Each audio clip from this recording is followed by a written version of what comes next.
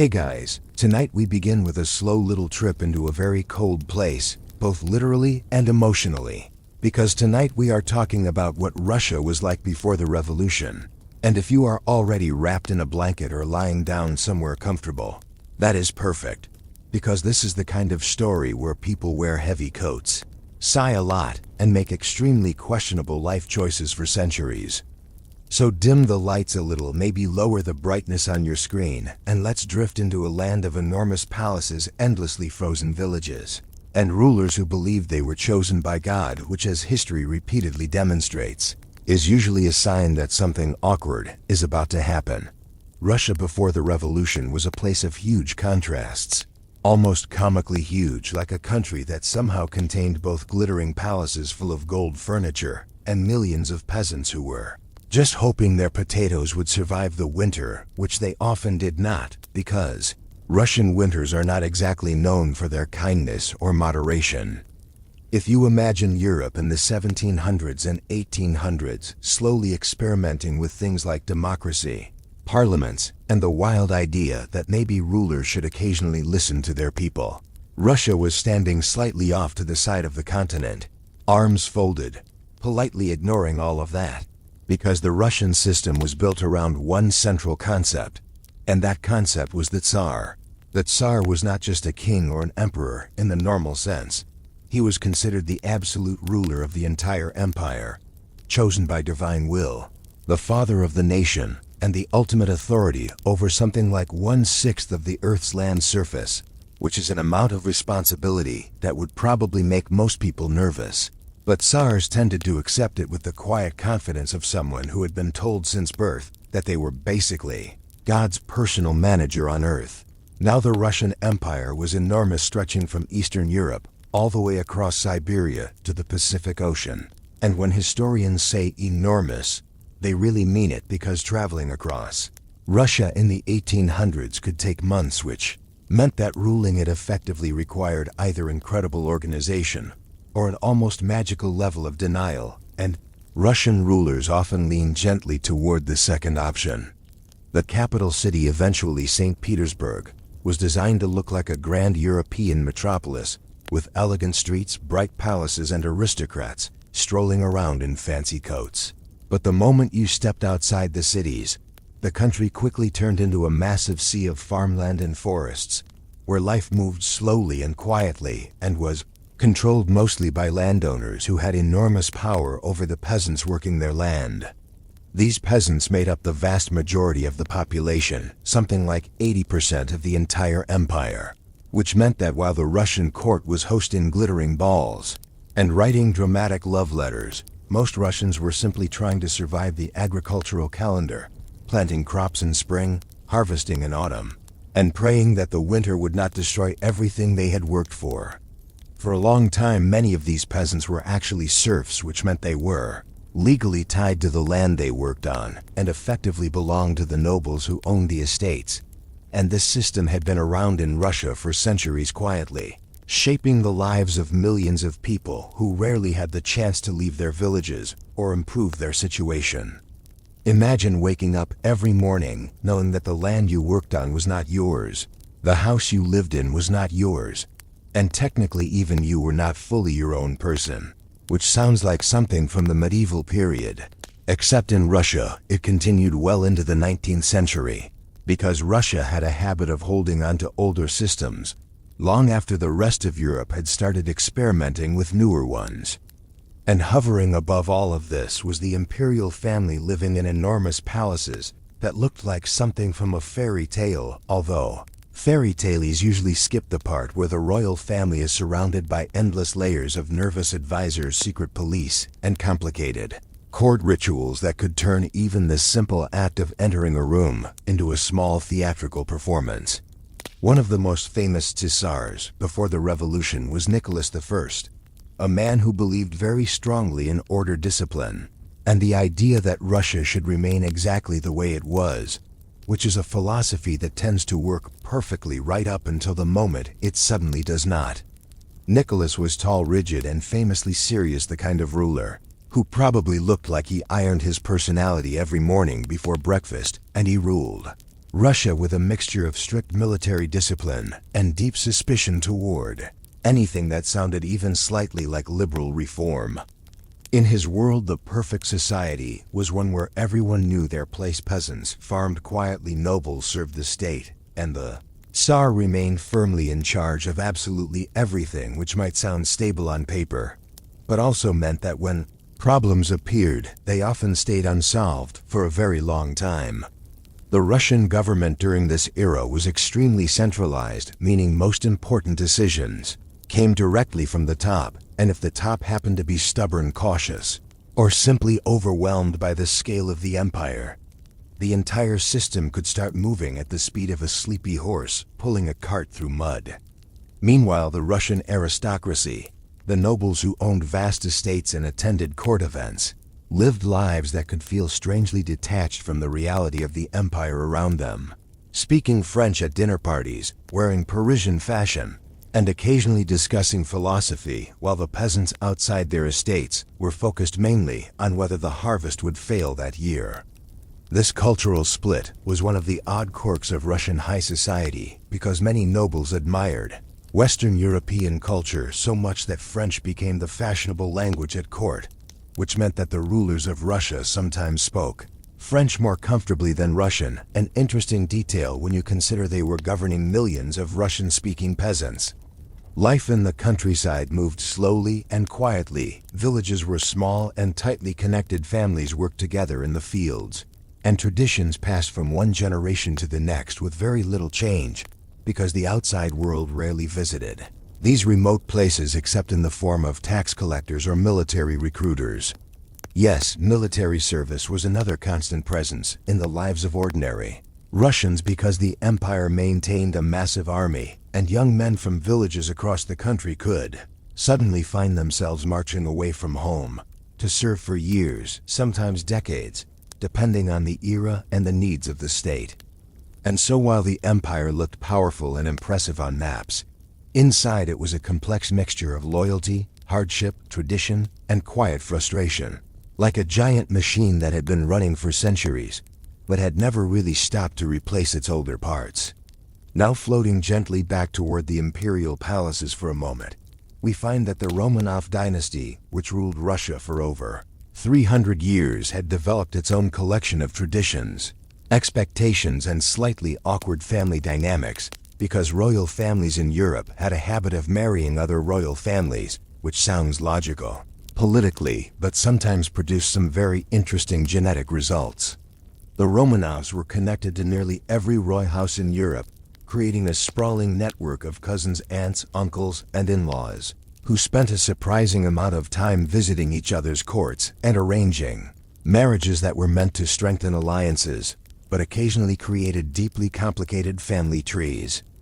And yet, despite all the glitter and ceremony, the Russian monarchy existed in a strange bubble of isolation from the everyday lives of its people, because the empire was simply too vast for any ruler to fully understand what millions of peasants were experiencing across forests, steppes, and frozen landscapes thousands of miles away.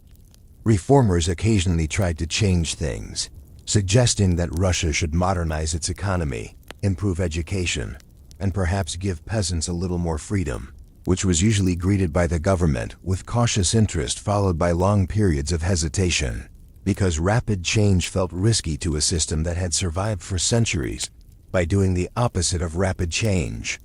And so the 19th century moved forward slowly, almost lazily at times, with Russia expanding its territory, maintaining its traditions, and quietly building the tensions that would eventually lead to something far more dramatic than anyone sleeping peacefully in a Russian village might have expected. But we are not rushing there tonight, because the story of Russia before the revolution is less like a sudden explosion and more like a long winter evening, where the temperature keeps dropping a little bit every hour until eventually everyone notices that the room has become uncomfortably cold. Somewhere inside those vast palaces, the Romanov rulers continued their elegant routines, hosting formal dinners, signing official decrees, and believing that the ancient structure of their empire would continue exactly as it always had, which is a comforting belief for any monarchy to hold. Although history has a gentle way of proving that comfort can sometimes be temporary. History, unfortunately for them, tends to move very slowly right up until it suddenly decides not to. Russia in the 19th century continued to look powerful from the outside, with its massive territory and gigantic army. But inside the empire, there were quiet pressures building in the background, the kind that people rarely notice while they are happening because daily life still feels normal.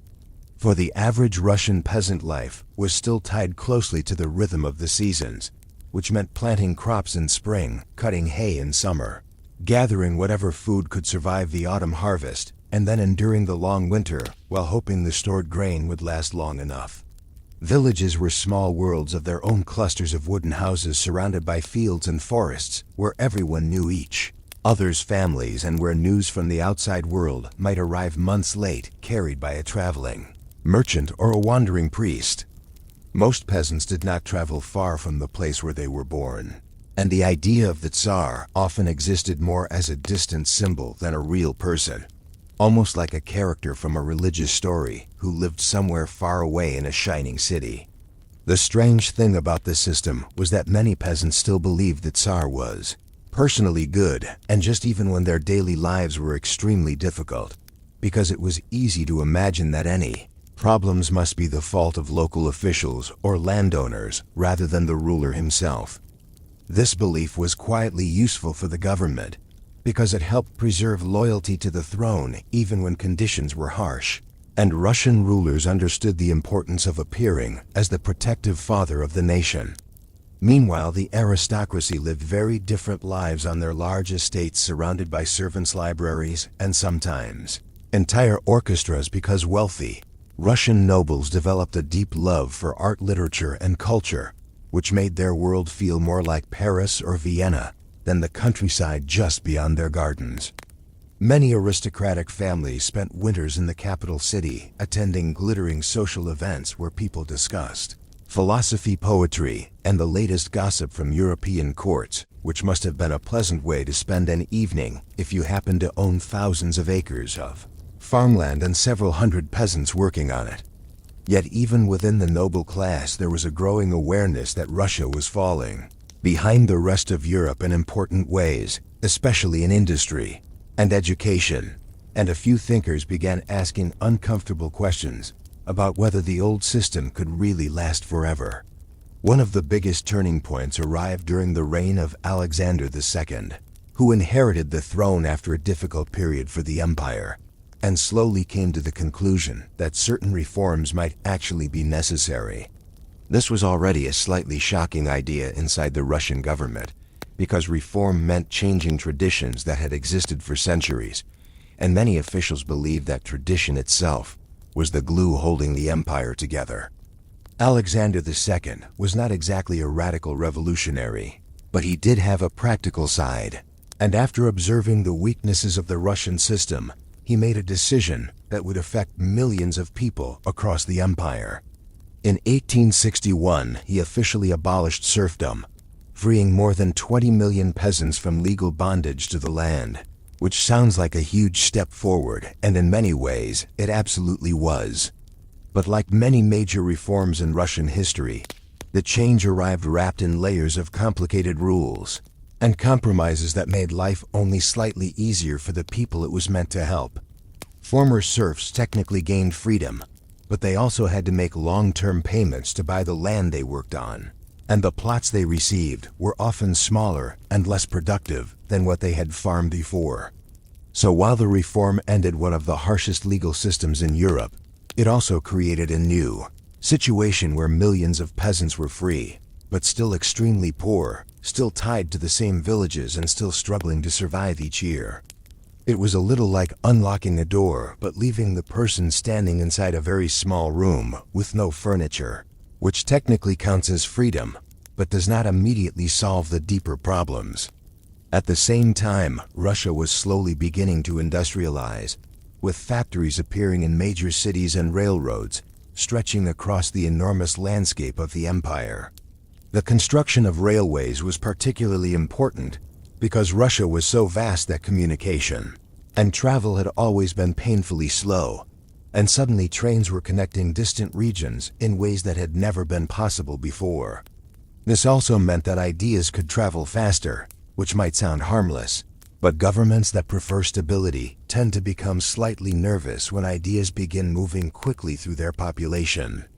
Universities, newspapers, and political discussions started to spread new ways of thinking, especially among educated young people who looked at Western Europe and wondered why Russia seemed to be stuck halfway between medieval traditions and modern society. Some students began reading radical political theories, discussing socialism, and imagining a completely different future for the empire, which was not exactly the sort of conversation the imperial government enjoyed overhearing. The Russian authorities responded in the traditional way by expanding censorship, increasing surveillance, and reminding everyone that the Tsar remained the unquestioned ruler of the nation. Unfortunately for them, the more people are told not to discuss certain ideas, the more those ideas tend to become interesting. Small underground groups began forming in cities, especially among intellectuals who believed that peaceful reform might never be enough to change the system. Some activists traveled into rural areas trying to inspire peasants to support political change. Although these efforts often failed because villagers were more concerned about crops and weather than revolutionary philosophy. Still, the atmosphere of the empire was slowly shifting, like the air before a distant storm that has not yet reached the horizon, but can already be felt in the temperature. Meanwhile, the imperial court continued its elegant routines, hosting diplomatic visits, arranging royal marriages, and maintaining the image of an unshakable monarchy that had ruled Russia since the early 17th century. Members of the Romanov family often lived in enormous palaces filled with artwork, chandeliers, and rooms so large that walking through them could feel like wandering inside a museum designed for giants. Life at court was guided by strict etiquette, where even the order of who entered a room first could carry political meaning, and where small gestures might be interpreted as signs of favor or disapproval from the Tsar. And yet behind the formal ceremonies, there was also a quiet sense of uncertainty growing among some members of the elite, because the empire they governed was changing faster than their traditions could easily adapt. Industrial workers in cities were beginning to form a new social class that did not fit neatly into the old categories of noble and peasant. Factories created crowded neighborhoods where laborers worked long hours for low pay, which slowly produced frustration and resentment among people who felt trapped in difficult conditions. In the countryside, peasants still faced poverty, taxes, and occasional crop failures, which meant that even after the end of serfdom, many families remained locked in cycles of hardship. And through all of this, the Romanov monarchy continued to rely on the same basic structure of absolute authority, assuming that loyalty to the Tsar and the traditions of the empire would be enough to maintain stability.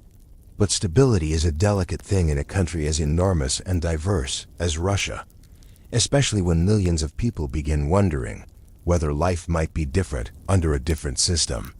For now, though, the empire continued moving forward slowly, carrying its old traditions and new tensions together like two travelers walking down the same snowy road.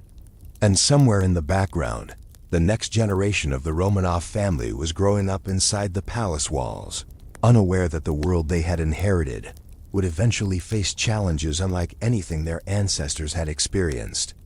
Because history rarely moves in straight lines, and the story of Russia was quietly drifting toward the final decades before the revolution, when the last Tsar would take the throne, believing that the empire of his ancestors would continue forever, which is a belief many rulers throughout history have held with great confidence right before discovering that forever can sometimes end surprisingly soon. Soon the Russian Empire would find itself under the rule of a man who never really wanted the job in the first place. That man was Nicholas II, the final ruler of the Romanov dynasty. And if you were designing the perfect personality for someone expected to manage the largest empire on earth during a time of political chaos, Nicholas might not have been your first choice. He was polite, gentle, and deeply devoted to his family, which are lovely qualities for a neighbor or a quiet librarian. but slightly less useful when you are responsible for governing more than 100 million people across 11 time zones.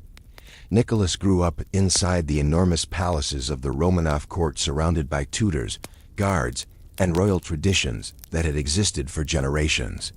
From the outside, it looked like a childhood filled with luxury.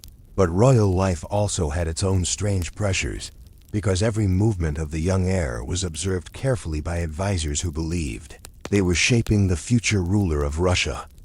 His father, Alexander III, believed strongly in maintaining absolute authority and distrusted almost every idea that sounded modern or liberal. Alexander III was physically large, famously strong, and very determined to keep the empire stable through strict control and powerful government institutions. Nicholas, on the other hand, was quieter and more reserved, the kind of person who preferred reading or spending time with family, rather than delivering powerful speeches to enormous crowds. Unfortunately, history has a habit of placing quiet people in very loud situations. When Alexander III suddenly died in 1894, Nicholas inherited the throne at the age of 26, and according to several accounts, he privately admitted that he did not feel ready to rule such a massive empire. But royal succession does not usually allow time for second thoughts, so Nicholas became Tsar and immediately stepped into a role that demanded absolute confidence, firm leadership, and constant political decision-making. He also married Alexandra Fyodorovna, a German princess who had grown up in a very different environment, but quickly found herself living at the center of Russian imperial life. Alexandra was deeply religious, extremely devoted to Nicholas, and intensely shy around the Russian aristocracy, which made court life rather uncomfortable for her, because the Russian nobility could be extremely social and sometimes quietly judgmental. The new empress struggled to connect with the public as well, partly because she spoke Russian with a noticeable accent, and partly because her serious personality did not match the cheerful image many people expected from a royal figure. But inside the palace, the imperial couple created a warm family environment, eventually having 5 children and spending long evenings together reading, walking, and enjoying simple activities that made their private lives feel almost ordinary. Their daughters were known for their kindness and curiosity, while the youngest child, Alexei Nikolaevich, was the long-awaited male heir to the throne. And here the story begins to take one of those strange historical turns that historians still talk about today. Alexei suffered from hemophilia, a rare genetic disorder that prevents blood from clotting properly, which meant even a small injury could become life-threatening. The disease had quietly traveled through several European royal families due to generations of intermarriage, eventually reaching the Romanov dynasty through Alexandra's family line. For the imperial parents, this created constant anxiety because their son's health was fragile and unpredictable, something that had to remain secret from the public because an empire tends to feel uneasy when the future ruler might be physically vulnerable. The imperial family, therefore, lived with a strange mixture of luxury and worry, surrounded by gold chandeliers and endless palace rooms, while quietly hoping their young son would survive childhood. Meanwhile, outside the palace walls, Russia itself was changing rapidly. Factories continued to grow in major cities like Moscow and St. Petersburg, attracting workers from rural villages who hoped industrial jobs might offer a better life than farming small plots of land. Instead, many found themselves living in crowded apartments, working long hours, and earning wages that barely covered food and rent. Urban life moved faster than village life, and frustration among factory workers began to grow, especially as they compared their difficult conditions with the wealth displayed by aristocrats and government officials. Political activists noticed this frustration and began organizing meetings where workers discussed rights, wages, and the possibility of reform. The imperial government watched these developments carefully, often responding with censorship and police surveillance, because the idea of organized political movements made the authorities extremely nervous. And yet the Tsar himself continued to believe strongly in the traditional system of absolute monarchy. Nicholas saw his role as a sacred duty given by God, a belief reinforced by centuries of Romanov tradition and supported by advisors who warned him that sharing power could weaken the empire.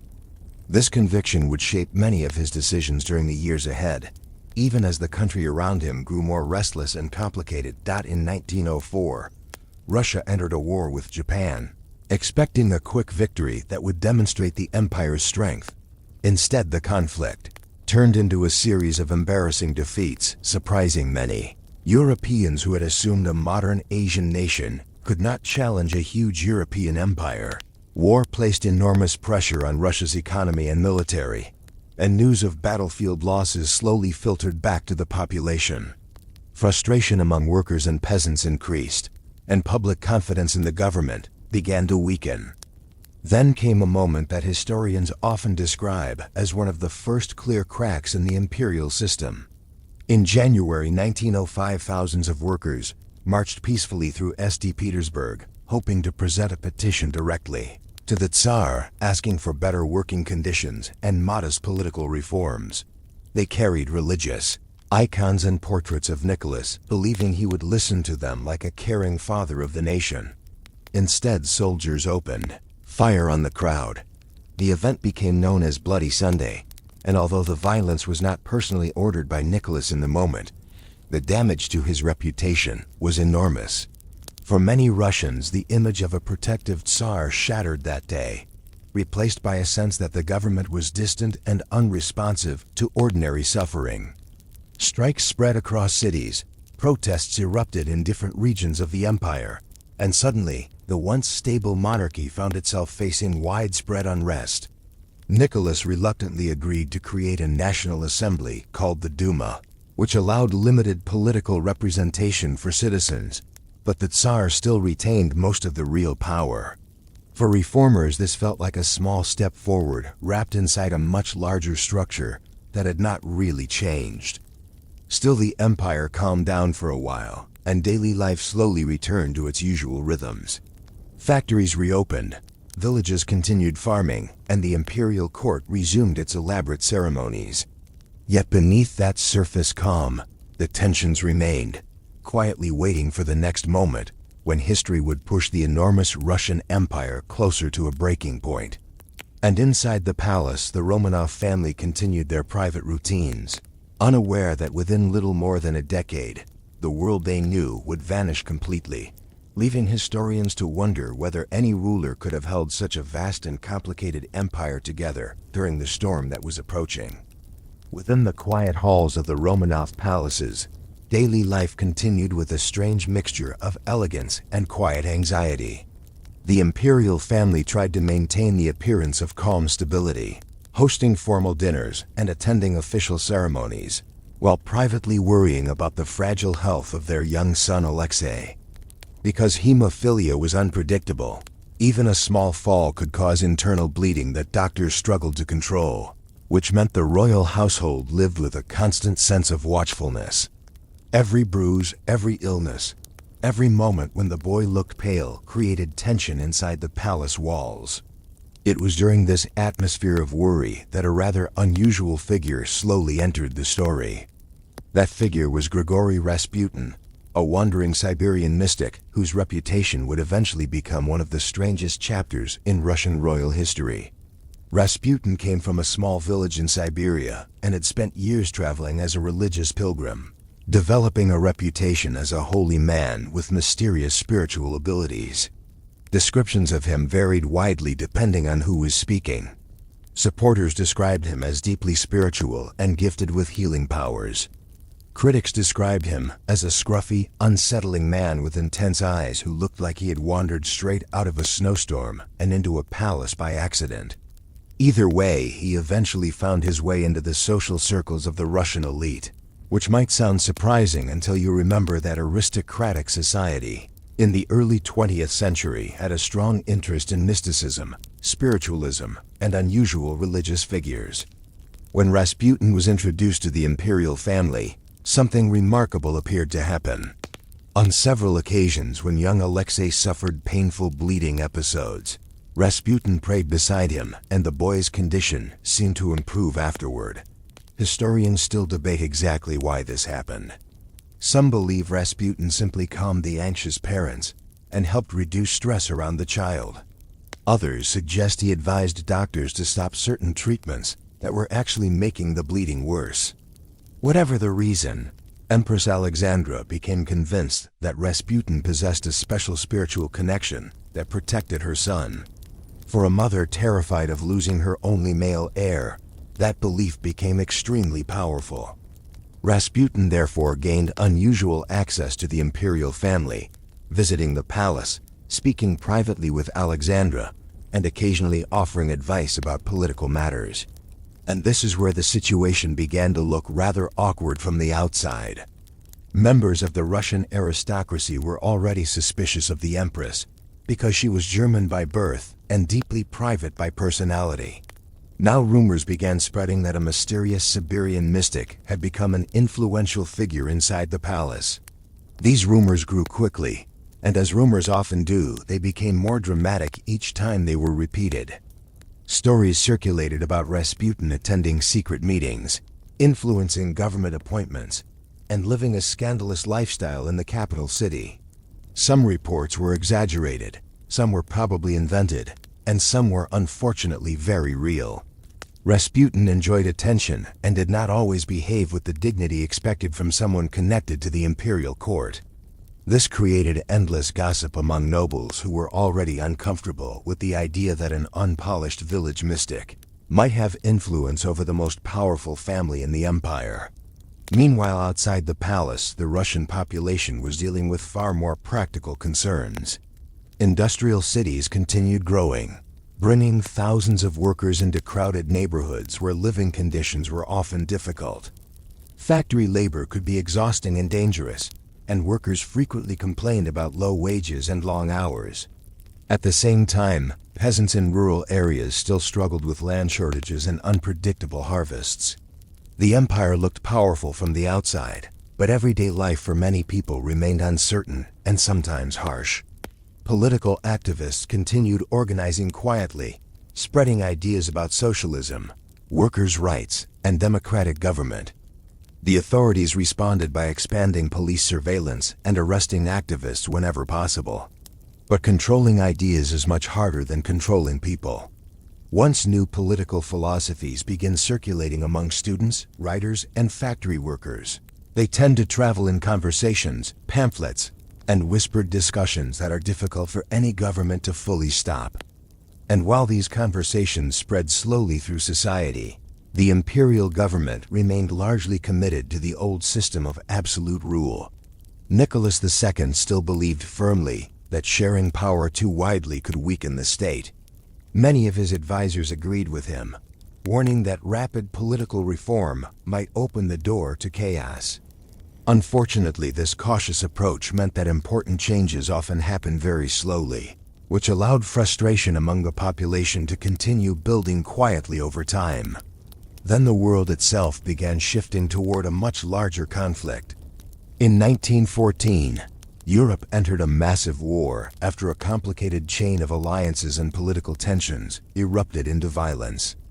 This conflict became known as World War I, and Russia quickly found itself fighting alongside several allied nations against the Central Powers. At first, many Russians supported the war enthusiastically. Patriotism surged. Crowds gathered in cities waving flags, and people believed the empire would demonstrate its strength on the battlefield. But wars on that scale rarely remained simple for very long. Russia's enormous army struggled with serious logistical problems.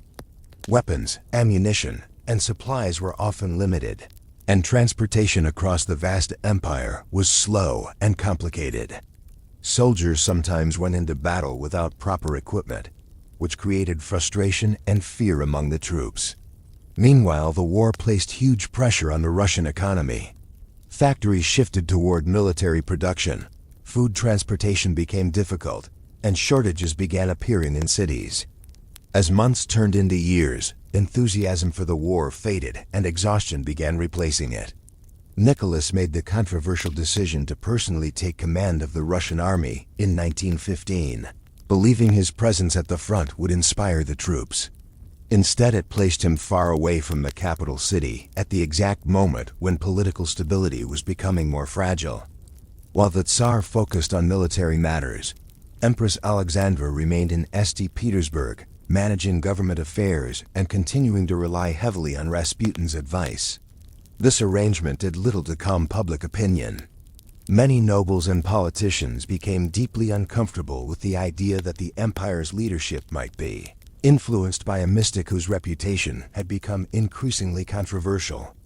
Rumors multiplied, newspapers whispered criticism, and distrust toward the imperial government quietly spread through society.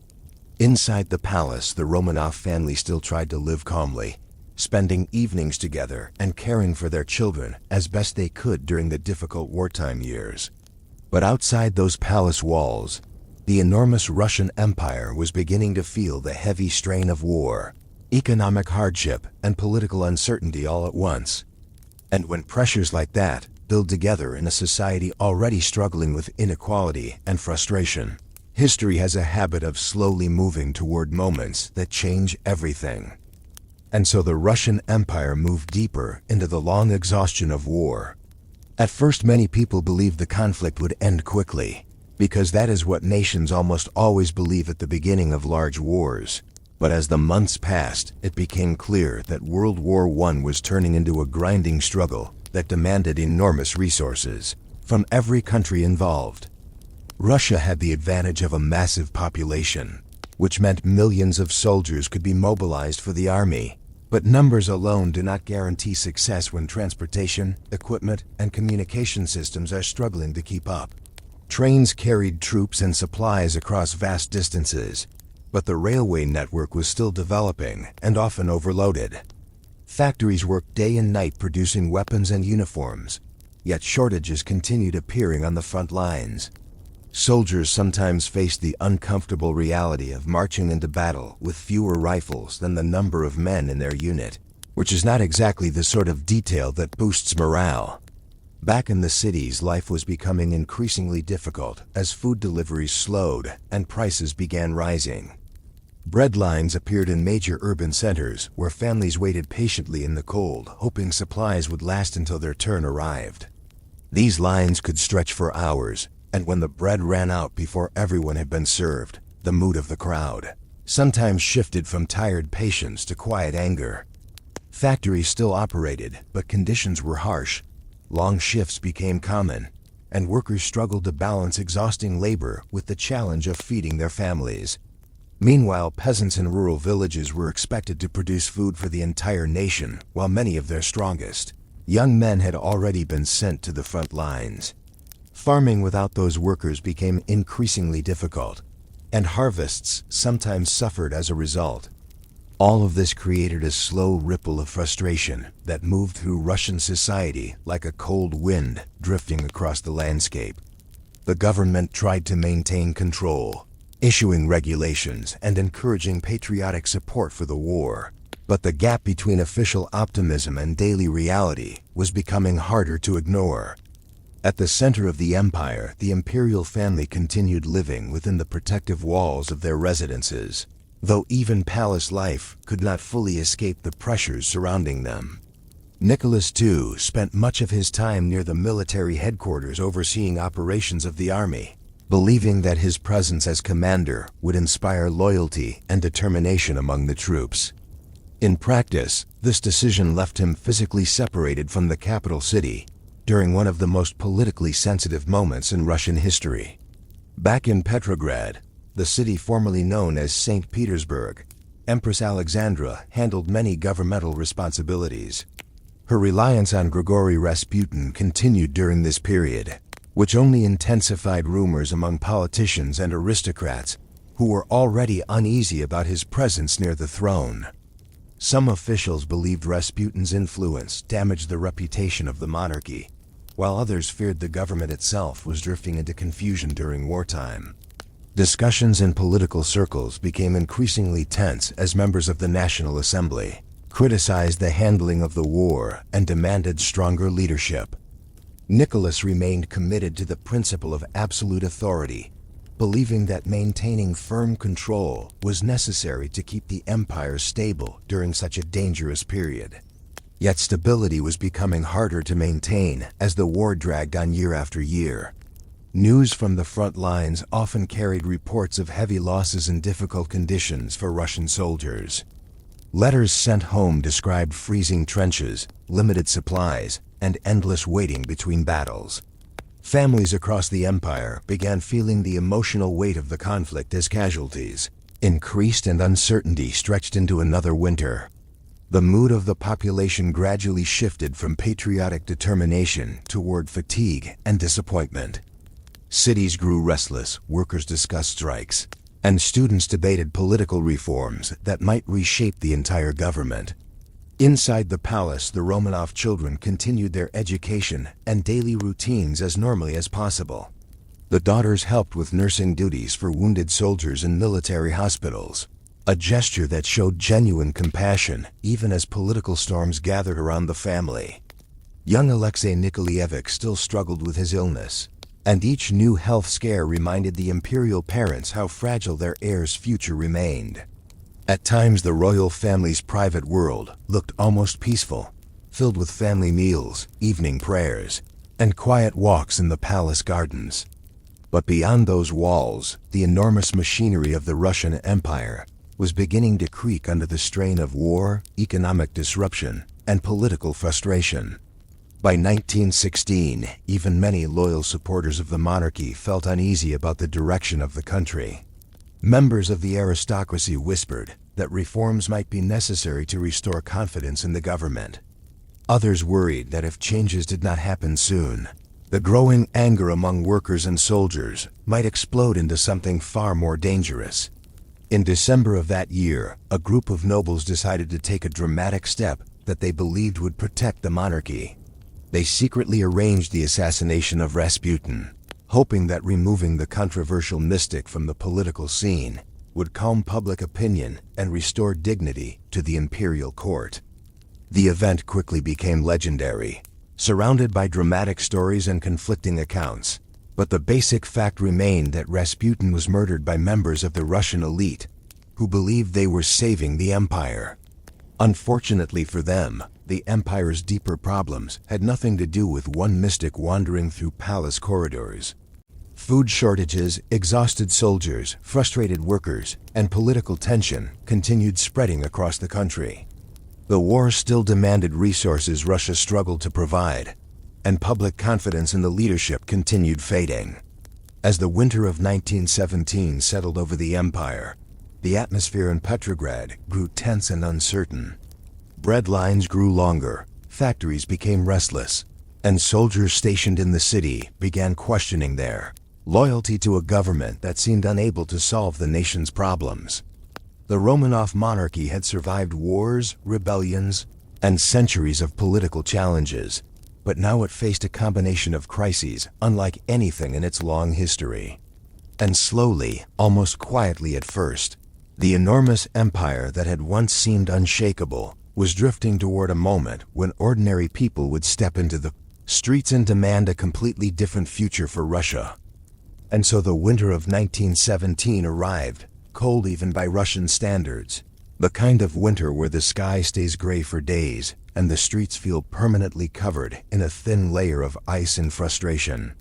In Petrograd, the bread lines continued growing longer, which is never a particularly good sign for political stability because hungry crowds tend to develop strong opinions about their government.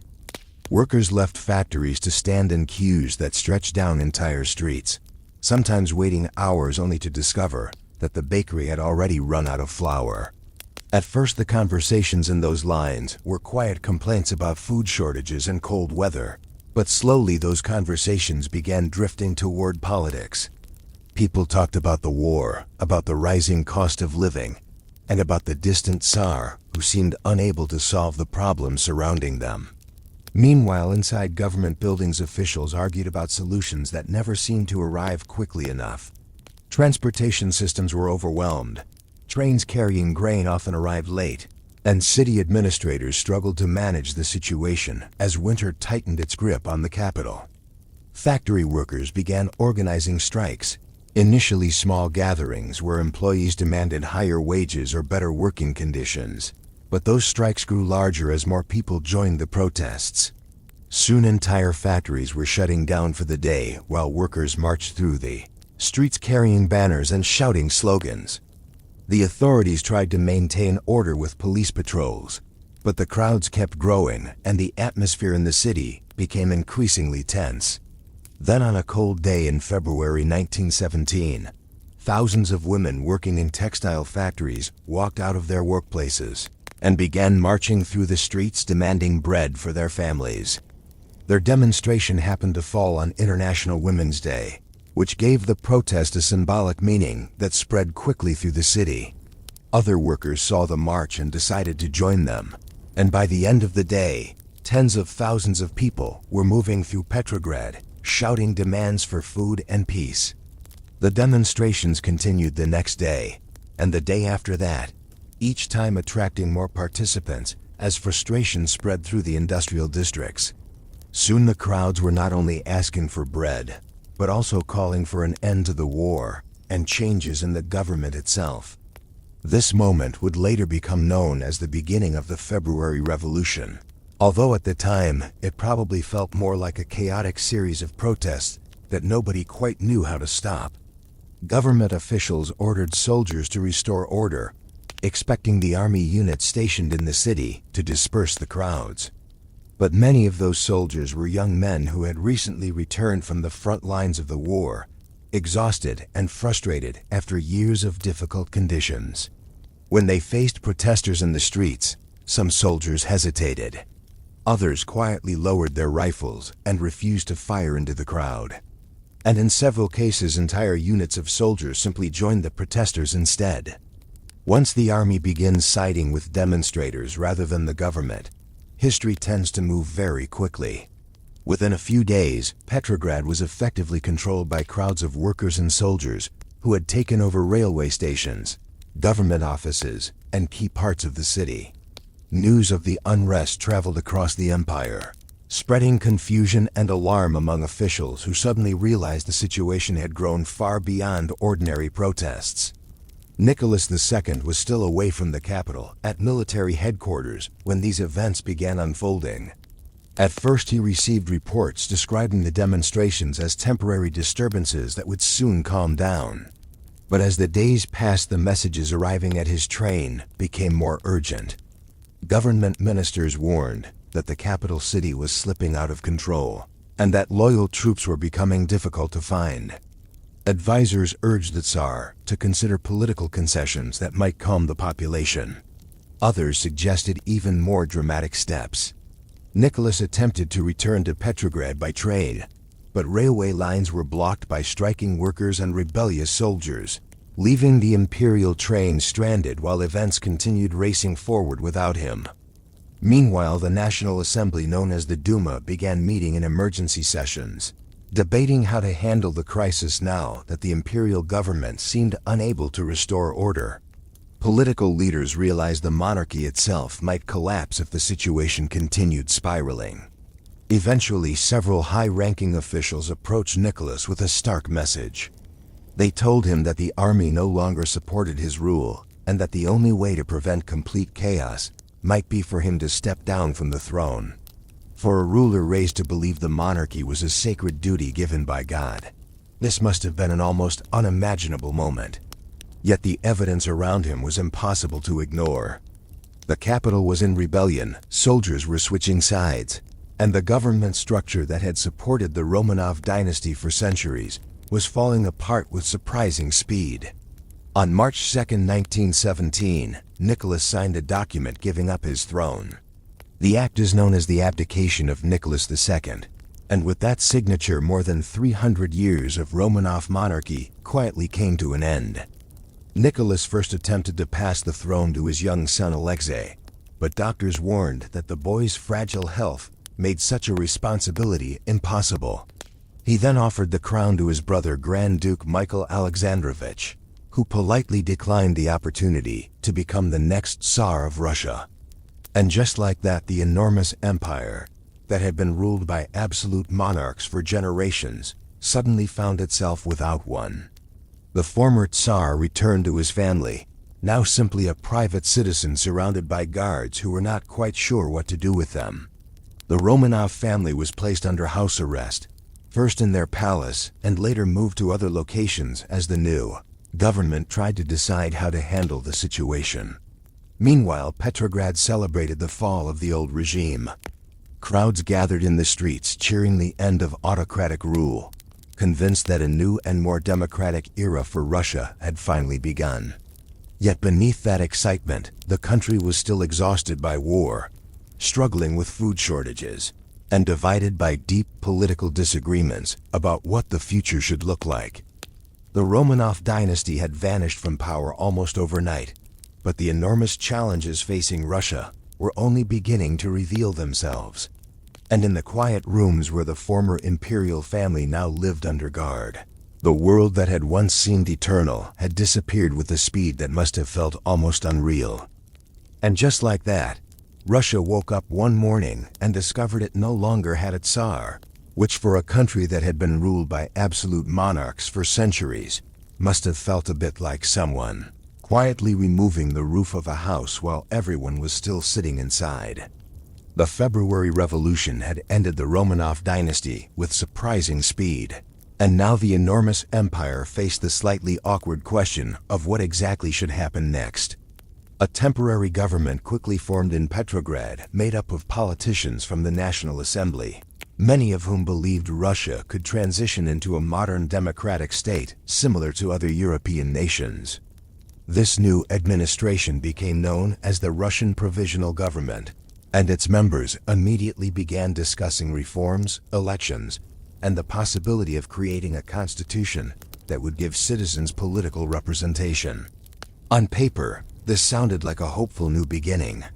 After all, many Russians had spent decades arguing that the empire needed political reform, and now that opportunity had finally arrived.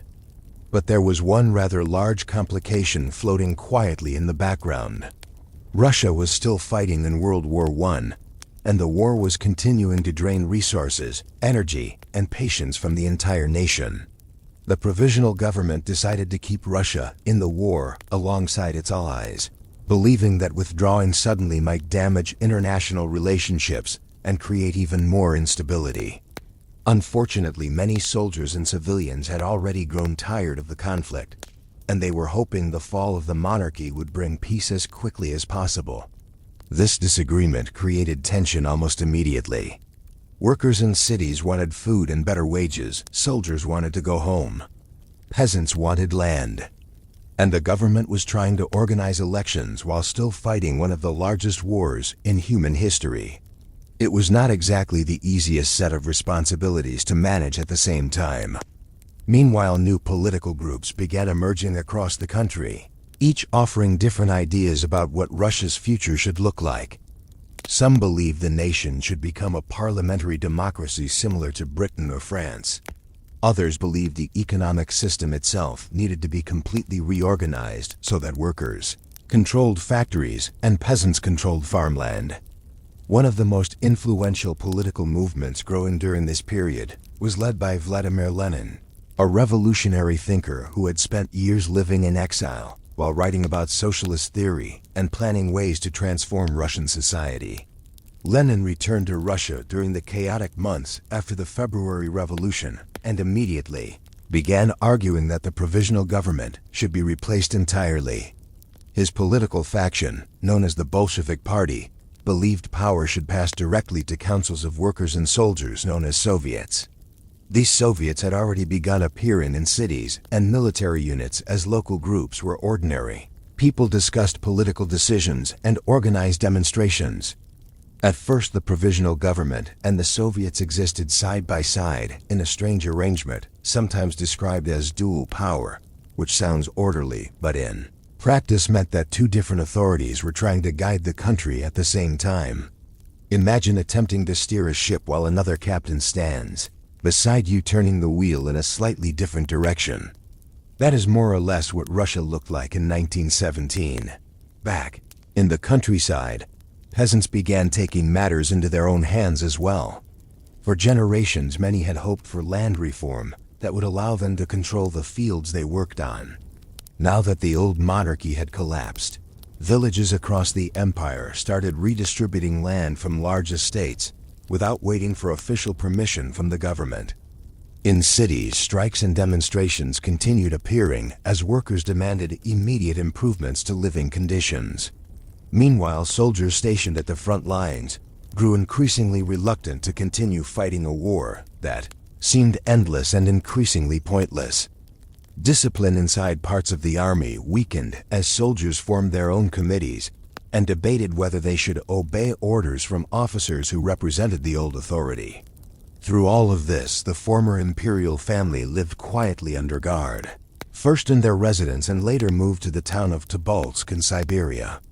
Nicholas II and Alexandra Fyodorovna spent their days reading, praying, and trying to maintain a sense of normal family life for their children, even though the world around them had completely changed.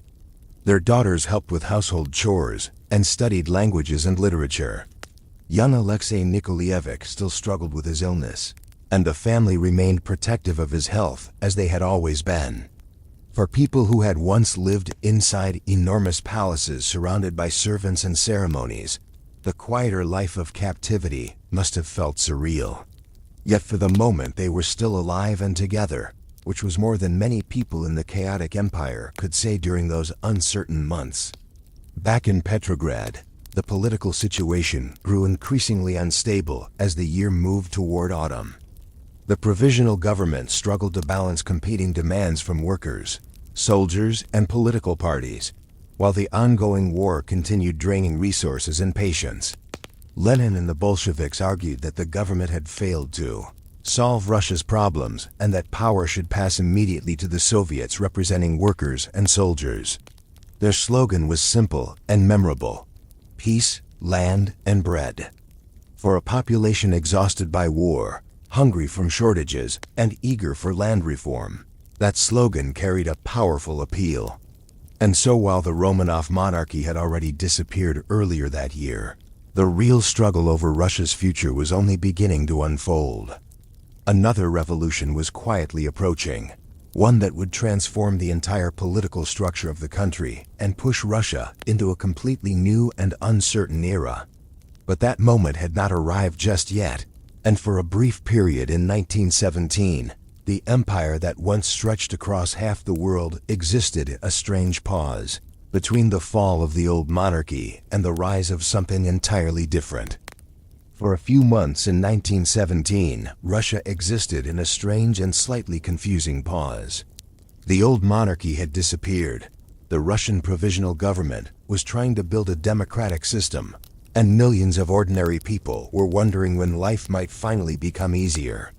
Unfortunately, the problems that had pushed the empire toward revolution did not quietly disappear just because the Tsar was gone.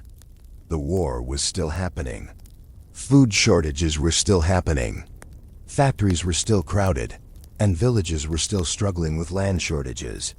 So while the government worked on political reforms and future elections, many Russians were growing impatient. They did not want long discussions about constitutions and parliamentary procedures. They wanted bread, peace, and land immediately. And in the middle of this growing impatience stood Vladimir Lenin, who had returned to Russia earlier that year with a very clear and very bold message. Lenin believed the provisional government was weak, slow, and incapable of solving the country's problems. His solution was simple in theory and dramatic in practice. He argued that power should be transferred directly to the Soviets, the councils of workers and soldiers that had appeared across the country during the revolutionary chaos. His political group, the Bolshevik Party, began organizing supporters in factories, military units, and city neighborhoods. At first they were just one political movement among many competing for influence. But their message was clear, repeated constantly, and carefully aimed at the frustrations people felt every day: peace, land, and bread. Those three words were easy to remember, and they described exactly what millions of Russians wanted. Meanwhile, the provisional government struggled with the difficult job of running a country that was still fighting World War I. Every decision seemed to create new problems. Continuing the war made soldiers and workers angry. Ending the war suddenly might damage Russia's alliances with other countries. And while politicians debated these questions, the population grew more restless. Factories experienced more strikes. Soldiers continued forming committees to discuss their own authority inside military units. Peasants in rural areas kept redistributing land from wealthy estates, often ignoring official instructions from the government. By the autumn of 1917, Petrograd once again felt tense and uncertain, almost like the atmosphere earlier in the year before the monarchy collapsed. Only this time, the arguments were not about whether the Tsar should rule. The arguments were about who would control the revolution itself. Lenin and the Bolsheviks believed the moment had arrived for a second uprising. They began planning a takeover of key locations in the capital city, working quietly through revolutionary committees and trusted supporters inside military units. Their strategy was less like a chaotic riot and more of like a carefully timed operation. In October 1917, armed groups loyal to the Bolsheviks moved into position across Petrograd. They took control of bridges, railway stations, government buildings, and communication centers. Many soldiers in the city supported them or simply refused to oppose them, which made the operation surprisingly smooth. The provisional government continued meeting inside the Winter Palace, perhaps hoping the situation might calm down or that loyal troops would appear. But by the evening, it was clear the city was no longer under their control. The event became known as the October Revolution, though in reality, it was less dramatic than the name suggests. There were moments of tension and a few scattered confrontations, but compared with many revolutions in history, the transfer of power happened quickly. By the end of the night, the provisional government had been arrested, and the Bolsheviks announced they were now in charge of Russia. Lenin declared that authority had passed to the Soviets representing workers and soldiers, and that the country would begin building a new socialist system. For supporters, this felt like the final victory of the revolution that had started months earlier. For critics, it looked like the beginning of an uncertain and potentially dangerous political experiment. Across the empire, reactions were mixed. Some workers celebrated the change, believing their lives would finally improve. Others were confused, unsure what the new government would actually do. And many political groups that had participated in the earlier revolution now found themselves pushed aside by the rising power of the Bolsheviks. Meanwhile, far away in Siberia, the former imperial family continued living under guard, largely isolated from the rapidly changing political world outside their residence. Nicholas II spent his days reading and walking in the garden when allowed. Alexandra Fyodorovna prayed frequently and wrote letters to relatives abroad, though most of those messages never reached their destination. The Romanov children tried to maintain a sense of routine with studies, games, and family meals. For them, the revolutions happening across the country were distant rumors rather than events they could fully understand. Yet the new Bolshevik government had its own ideas about what should happen to the former rulers of Russia. As civil conflict began spreading across different regions of the country, the Romanov family gradually became symbols of the old order that revolutionary leaders feared might be restored by their enemies. And so while the revolution had already transformed the political structure of the empire, the story of the last Tsar and his family was quietly moving toward its final chapter. A chapter that would take place far from the grand palaces of Petrograd, in a quiet provincial city where the fate of the Romanov dynasty would eventually be decided, in the shadow of a new and very uncertain Russia. After the October Revolution, Russia did not suddenly become calm or orderly. If anything, the country grew even more uncertain, because the new Bolshevik government was trying to reshape an enormous empire that was already exhausted by war, hunger, and political confusion. Different groups across the country reacted to the revolution in very different ways. Some workers and soldiers supported the Bolsheviks and believed the new leadership would finally bring the peace and land reforms people had been demanding. Others distrusted the new government entirely and believed the revolution had simply replaced one form of authority with another. Soon Russia began sliding into a massive internal struggle that historians now call the Russian Civil War, a long and complicated conflict between several different factions, all trying to control the future of the country. On one side were the Bolsheviks, often called the Red Army, determined to defend the revolution and build a socialist state. Opposing them were various groups loosely known as the White Forces, which included monarchists, conservatives, and others who opposed Bolshevik rule. There were also regional movements, foreign armies, and local militias involved at different times, making the conflict extremely chaotic. In the middle of this enormous political storm, the former imperial family found themselves in a very delicate position. Nicholas II, Alexandra Fyodorovna, their 5 children, and a few loyal servants were still being held under guard by revolutionary authorities. At first they had been kept in the town of Tobolsk in Siberia, a quiet place far from the political battles taking place in the larger cities. Life there was restrictive but relatively calm. The family followed a routine of reading, praying, and walking when allowed, trying to maintain dignity despite the strange circumstances of their captivity. The Romanov daughters helped with household tasks and cared for their younger brother, Alexei Nikolaevich, whose health remained fragile as always. For people who had once lived inside the enormous palaces of the Russian Empire, the quiet simplicity of their new life must have felt almost surreal. Yet even that limited peace did not last very long. As the civil war spread across Russia, Bolshevik leaders became increasingly worried that enemies of the revolution might attempt to rescue the imperial family and restore the monarchy. Because of this fear, the Romanovs were moved again, this time to the industrial city of Yekaterinburg, located at Ural Mountains. They were placed inside a guarded residence known as the Ipatiev House, which the local revolutionary authorities called the House of Special Purpose. The name sounded official and slightly mysterious, though in reality it was simply a private home surrounded by guards and wooden barricades. Conditions inside the house were stricter than before. Windows were painted over to prevent the family from seeing outside. Conversations with guards were limited, and daily life became more confined as political tensions outside the city continued growing. Even so, the family tried to keep a sense of normal routine. They read books, played card games, and wrote in their diaries. Nicholas sometimes chopped wood in the yard when permitted, a quiet activity that must have felt strangely ordinary for someone who had once ruled a vast empire. The Romanov daughters practiced music and helped care for Alexei, who occasionally suffered painful episodes from his illness. Through all of this, the family remained deeply religious, praying together each day and hoping that the situation might eventually change. Meanwhile, outside the walls of the Ipatiev house, the Russian Civil War was becoming more intense. Anti-Bolshevik forces were advancing toward the Ural region, and rumors spread that they might soon reach Yekaterinburg.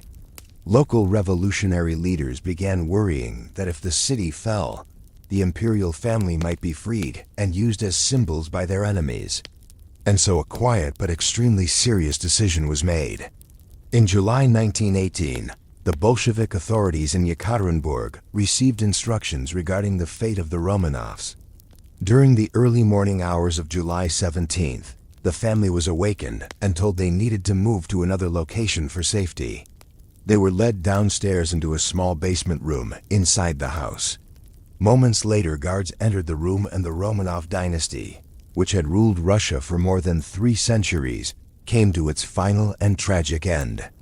The event became known as the execution of the Romanov family, a moment that closed one of the longest royal chapters in European history.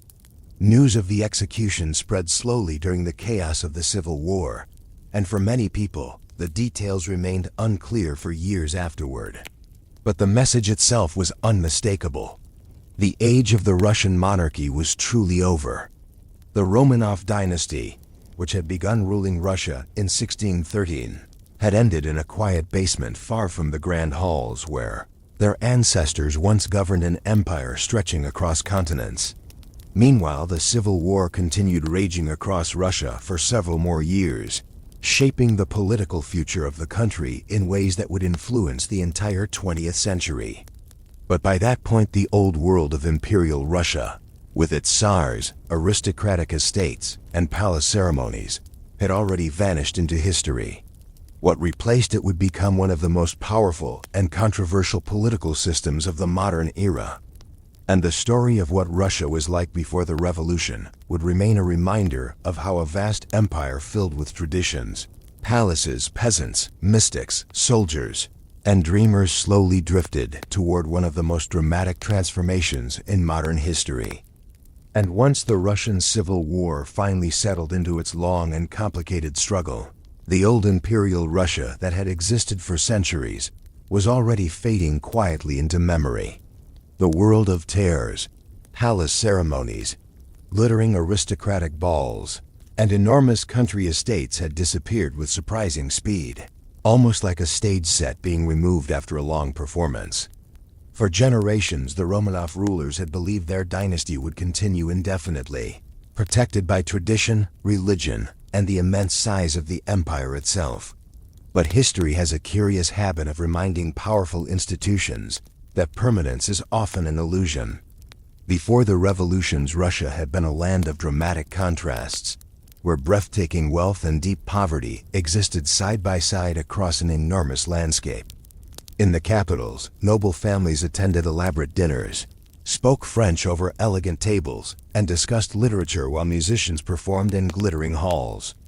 Meanwhile, far away in villages scattered across forests and fields, peasants woke before sunrise to work the land using tools and traditions passed down for generations.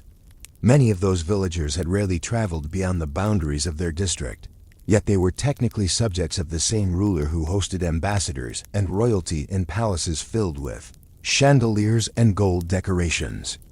It was a system built on hierarchy, where nearly everyone understood their place in society, even if that place felt frustratingly limited. The Tsar stood at the very top of that structure, believed by many to be chosen by divine will to guide the empire. That belief had shaped Russian politics for centuries and helped maintain loyalty even during difficult times. But by the late 19th and early 20th centuries, the world itself had begun changing rapidly. Industrialization, education, and political ideas traveled across Europe and slowly reached Russia as well. Factories brought thousands of workers into crowded cities. Universities introduced students to new philosophies about democracy, socialism, and economic reform. And modern communication allowed ideas to spread faster than governments could easily control. When those ideas mixed with economic hardship, military defeat, and food shortages, the old imperial system began to feel increasingly fragile. The revolutions of 1917 did not happen in a single dramatic moment, but rather as the result of many small pressures building over decades. Peasants wanted land. Workers wanted fair wages and safer conditions. Soldiers wanted relief from the endless strain of World War I. Political activists wanted representation and reform. And the imperial government struggled to satisfy all of those demands at the same time. The fall of Nicholas II symbolized the end of an era, but it also revealed how deeply the structure of the old empire had depended on the fire authority of the Tsar. Once that authority disappeared, the entire political system quickly unraveled. New leaders stepped forward with different visions for the future of Russia. Among them, Vladimir Lenin and his supporters believed the country could be transformed into a socialist society where workers and peasants held power through revolutionary councils.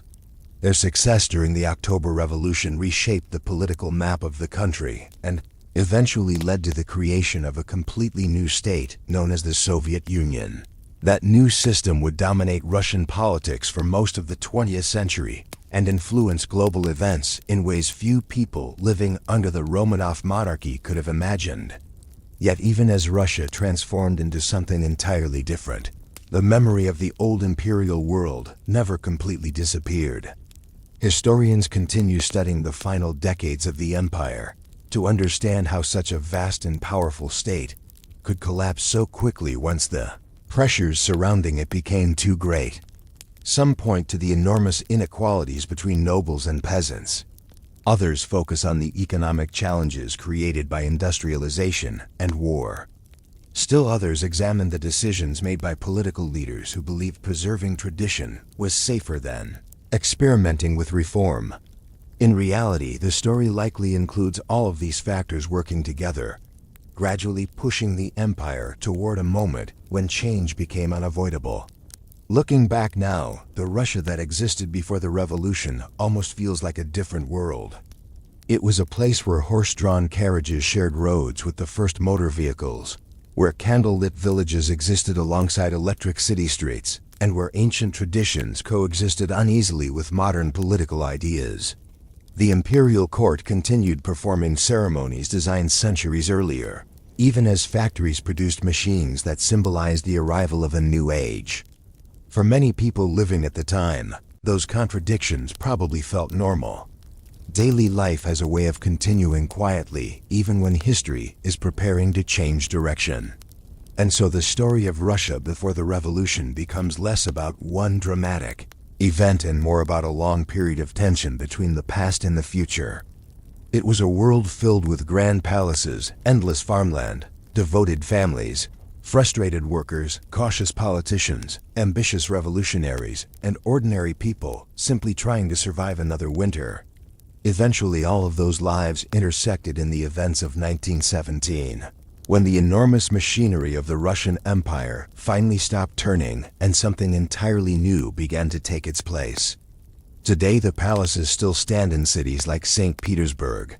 The villages still stretch across the countryside, and historians still piece together the quiet details of a society that once ruled 1/6 of the Earth's land. And when we look back at that world with a little distance, it feels almost like a long winter evening in history, where the lamps are dim, the snow is falling quietly outside, and an old empire slowly drifts into sleep while a completely different future waits patiently beyond the horizon. And if we step back for a moment and quietly look again at the world that existed before the revolution, the Russian Empire almost feels like a giant story unfolding across an enormous landscape. It stretched from the forests of Eastern Europe all the way across Siberia to the Pacific Ocean, a distance so vast that traveling across the country could take weeks or even months depending on the season. Within that huge space lived more than 100 million people speaking dozens of languages and practicing many different traditions. Yet officially they were all subjects of the same ruler, the Tsar in faraway Petrograd, whose authority was believed to come directly from God. That idea alone shaped nearly every part of political life in the empire. If the Tsar ruled by divine right, then questioning his authority was not just political disagreement, but almost a kind of spiritual challenge to the natural order of society. For centuries, this belief helped keep the system stable, because most people accepted the structure they were born into as something permanent and unchangeable. But permanence in history is usually more fragile than it appears. Even while the imperial court continued its elaborate traditions, the world outside the palace walls was quietly transforming. Railroads connected distant regions of the empire. Factories filled cities with smoke and noise. Universities educated a generation of students who read political theories from across Europe and began asking uncomfortable questions about power and justice. Meanwhile, peasants who had once lived their entire lives within a single village began traveling to cities for work, discovering new ideas and new frustrations. The empire was modernizing, but it was doing so unevenly, like a machine where some parts had been replaced with new gears while others still ran on the old mechanisms from centuries earlier. Inside the royal palaces, life often looked very different from the lives of ordinary citizens. Members of the aristocracy wore elegant clothing imported from Paris, attended operas and theater performances, and hosted dinners where guests discussed literature or diplomacy late into the evening. French remained the fashionable language of the court for many years, which meant that the elite of Russia sometimes spoke to each other in French while ruling over millions of Russian-speaking peasants. It was one of those curious cultural details that historians still find fascinating today. The Romanov family themselves lived inside enormous residences filled with paintings, chandeliers, and long corridors that seemed almost endless. From the outside, those palaces looked like symbols of stability and wealth.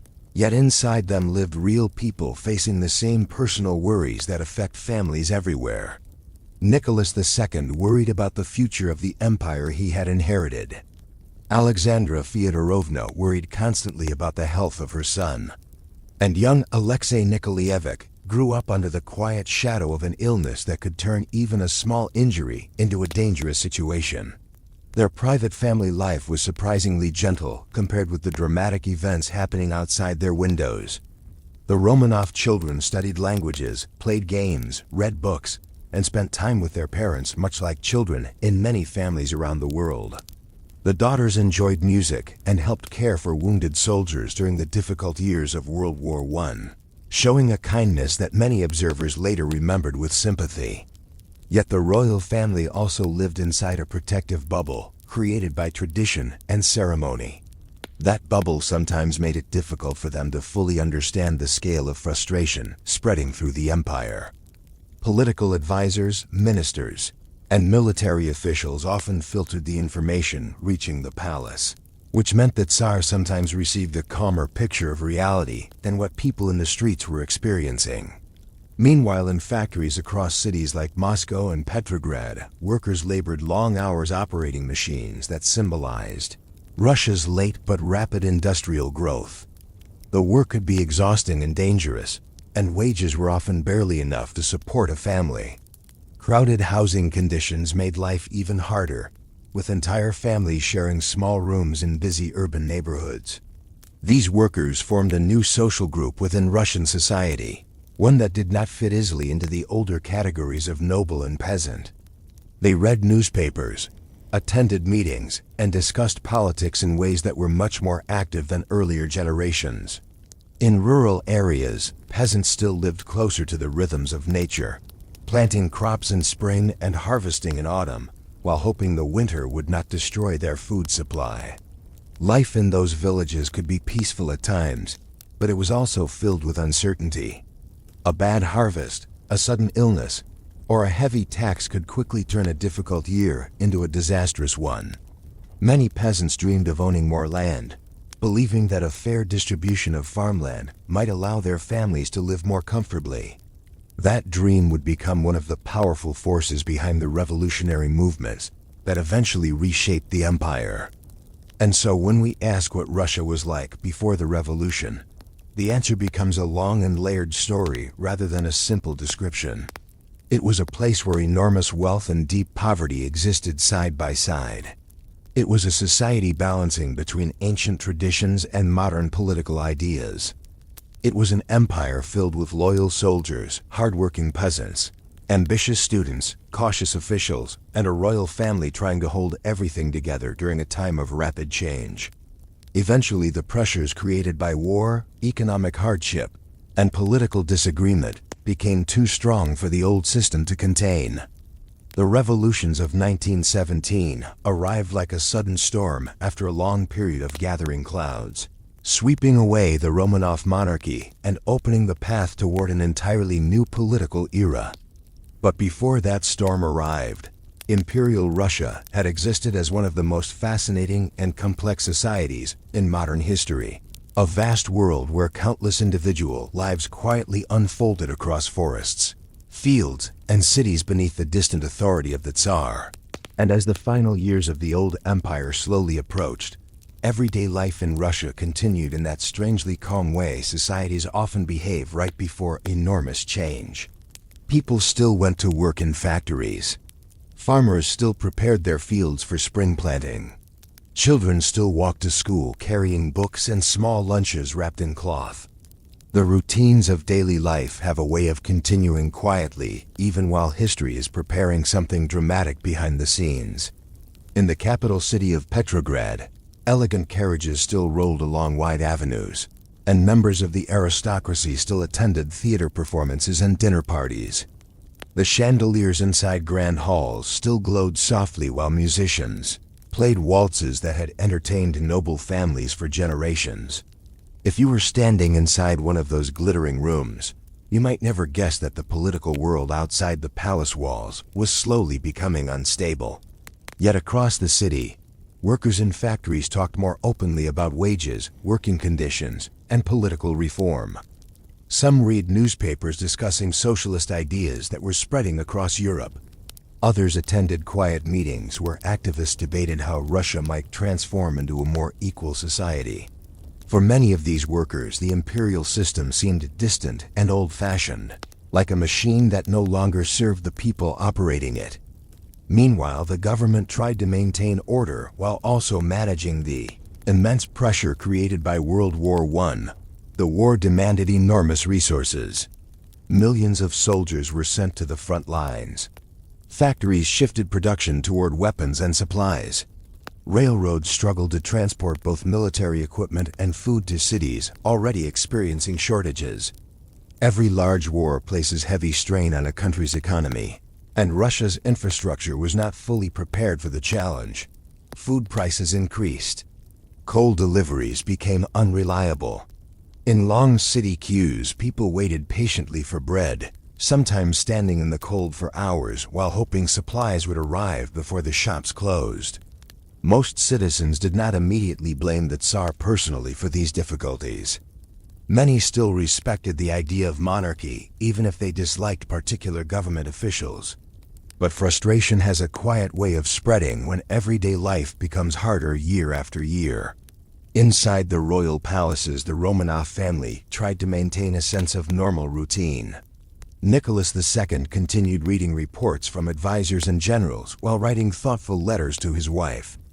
Alexandra Fyodorovna focused her attention on caring for her children and worrying about the fragile health of their son, Alexei Nikolaevich. The young heir's medical condition meant the family lived with constant concern, since even a minor accident could lead to serious bleeding. This personal worry sometimes overshadowed the political situation unfolding around them. Like many parents, Nicholas and Alexandra were deeply devoted to their children and spent long hours together as a family whenever possible. They read books, played games, and took quiet walks through palace gardens when the weather allowed. Observers who met the Romanov children often described them as polite and gentle, a reminder that even powerful royal families were still ordinary people in many ways. But outside those quiet family moments, the empire itself was becoming increasingly restless. Workers organized strikes, students held demonstrations. Political groups argued about reforms that might reshape the country's future. Some believed Russia needed a constitutional government similar to those in Western Europe. Others believed the entire social system should be replaced with something completely new. Among those revolutionary voices were activists who followed the ideas of Vladimir Lenin, who argued that workers and peasants should control political power through socialist councils. For a long time, those debates remained mostly theoretical, discussed in meetings, pamphlets, and university halls. Yet the hardships of war gradually turned abstract political ideas into urgent questions about survival and fairness. By early 1917, the mood in Petrograd had grown tense and uncertain. Factories experienced repeated strikes as workers demanded bread and better wages. Crowds gathered in the streets calling for political reform. Soldiers stationed in the city grew increasingly reluctant to use force against civilians, who looked very much like their own families. When protests grew larger, the situation reached a point where maintaining the old order became nearly impossible.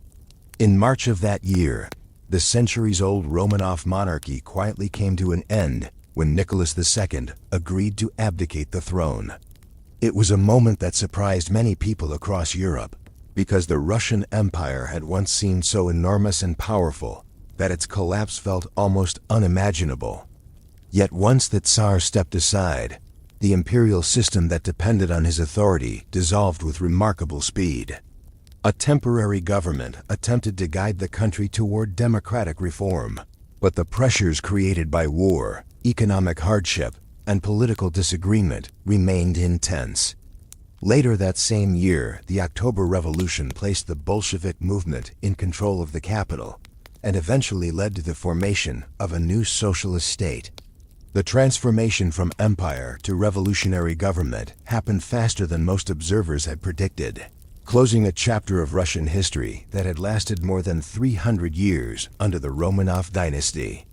Looking back today, the Russia that existed before the revolution almost feels like a distant dream, a world of grand palaces vast, farmland, quiet villages, elegant aristocrats, hard-working peasants, and a royal family trying to preserve tradition while the modern age arrived at their doorstep. It was a society filled with contradictions and complexities, where ancient customs met new political ideas and where ordinary lives unfolded beneath the distant authority of a monarch believed to rule by divine will. And as the revolution reshaped the country, that entire imperial world slowly faded into history, leaving behind stories that historians continue to explore as they try to understand how such a vast empire could quietly transform into something entirely different in just a few remarkable years. And if we slow down the story just a little more and gently wander through the final decades of Imperial Russia, what we mostly see is ordinary life continuing across an enormous country that did not yet realize how close it was to a dramatic turning point. For millions of people, the Russian Empire was not a political idea or a grand historical concept. It was simply the place where they woke up every morning, cooked breakfast, worked long hours, talked with neighbors, and hoped the coming winter would not be too harsh. Most peasants lived in wooden villages surrounded by wide fields and forests that seemed almost endless. Their houses were small but warm, heated by large clay stoves that also served as beds during the coldest months of the year. Families often shared these homes across several generations, with grandparents, parents, and children all living under the same roof. Life followed the slow rhythm of the seasons. Spring meant planting crops. Summer meant tending the fields.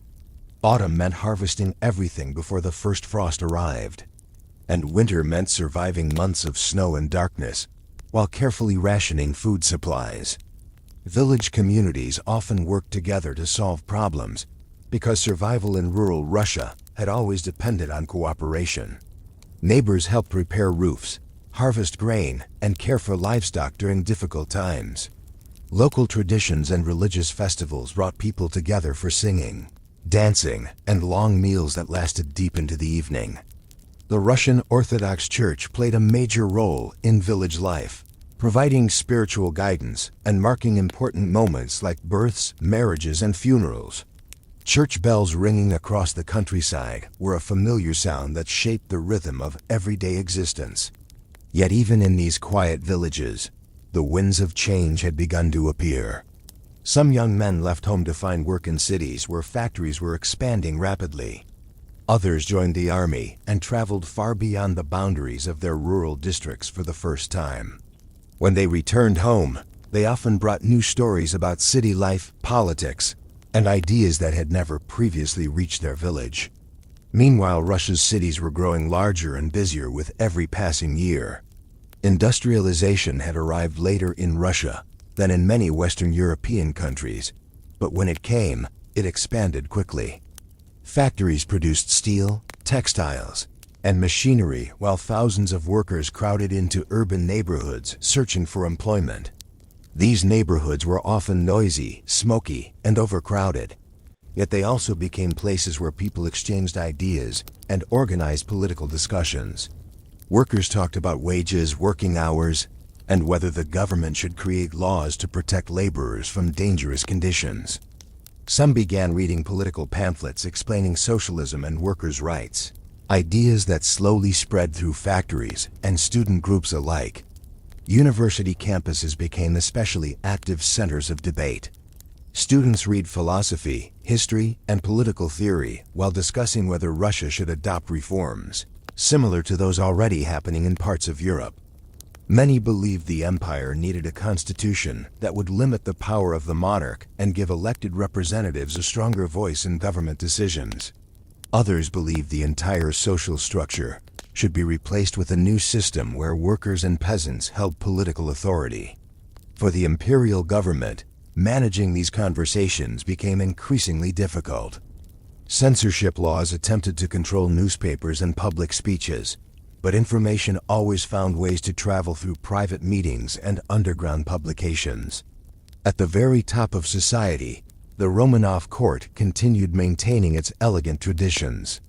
The imperial palaces in Saint Petersburg were filled with formal ceremonies, diplomatic receptions, and elaborate dinners attended by nobles wearing glittering uniforms and gowns.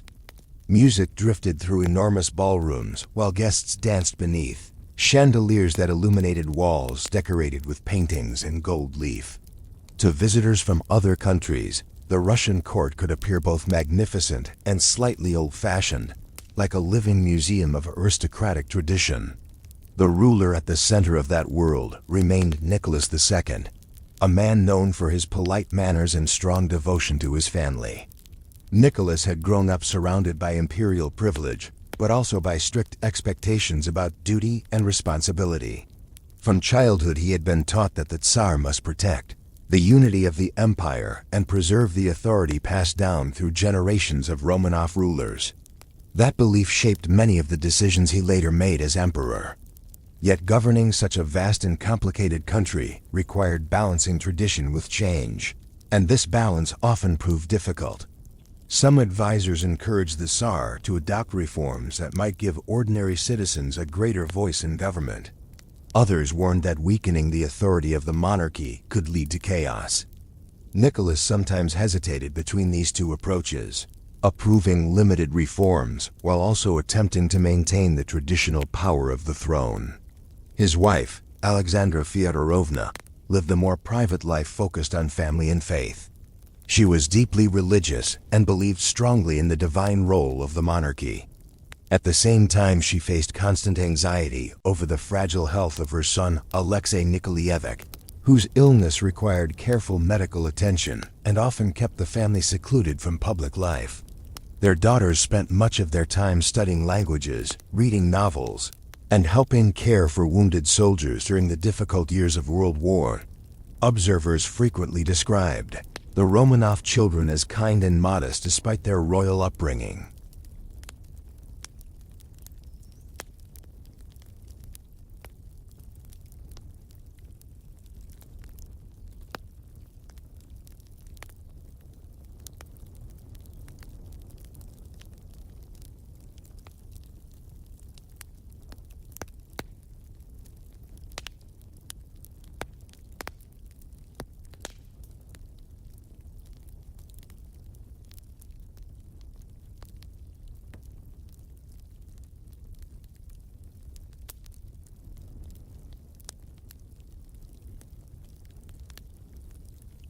The old imperial world, full of traditions, was still ticking.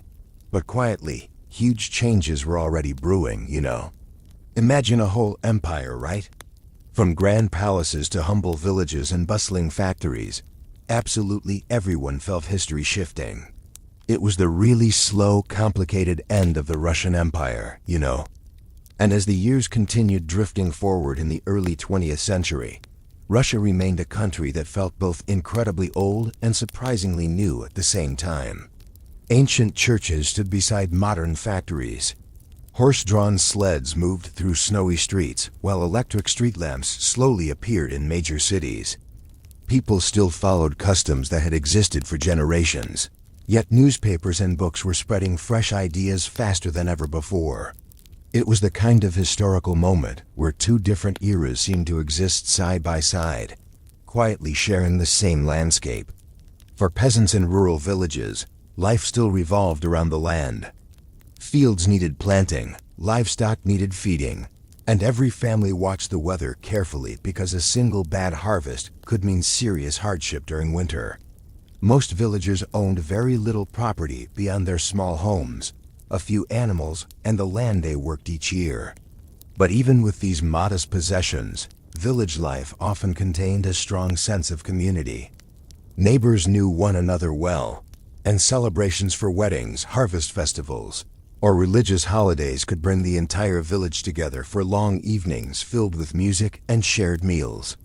The Russian Orthodox Church remained deeply connected to these traditions. Church buildings stood at the center of many villages, their onion-shaped domes visible from far across the surrounding fields.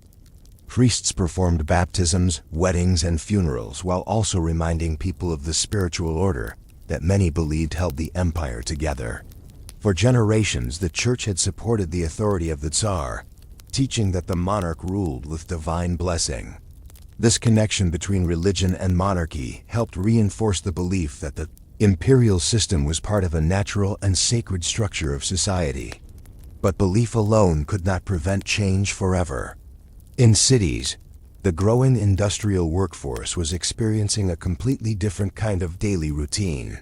Factories operated for long hours, sometimes from early morning until late evening, and workers often performed the same repetitive tasks day after day beside loud machinery. The air inside these buildings could be thick with smoke or dust depending on the industry. Many workers lived in crowded apartment blocks close to their factories, where entire families squeezed into small rooms that offered little privacy or comfort. Yet city life also created new possibilities. Workers met people from different regions, exchanged ideas, and sometimes joined labor organizations that discussed improving wages and working conditions. These conversations slowly changed the political awareness of many urban residents. Students and intellectuals played an important role in spreading these discussions even further.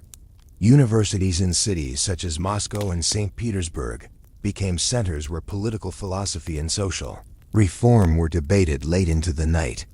Some students believed Russia needed a democratic parliament similar to those developing in Western Europe.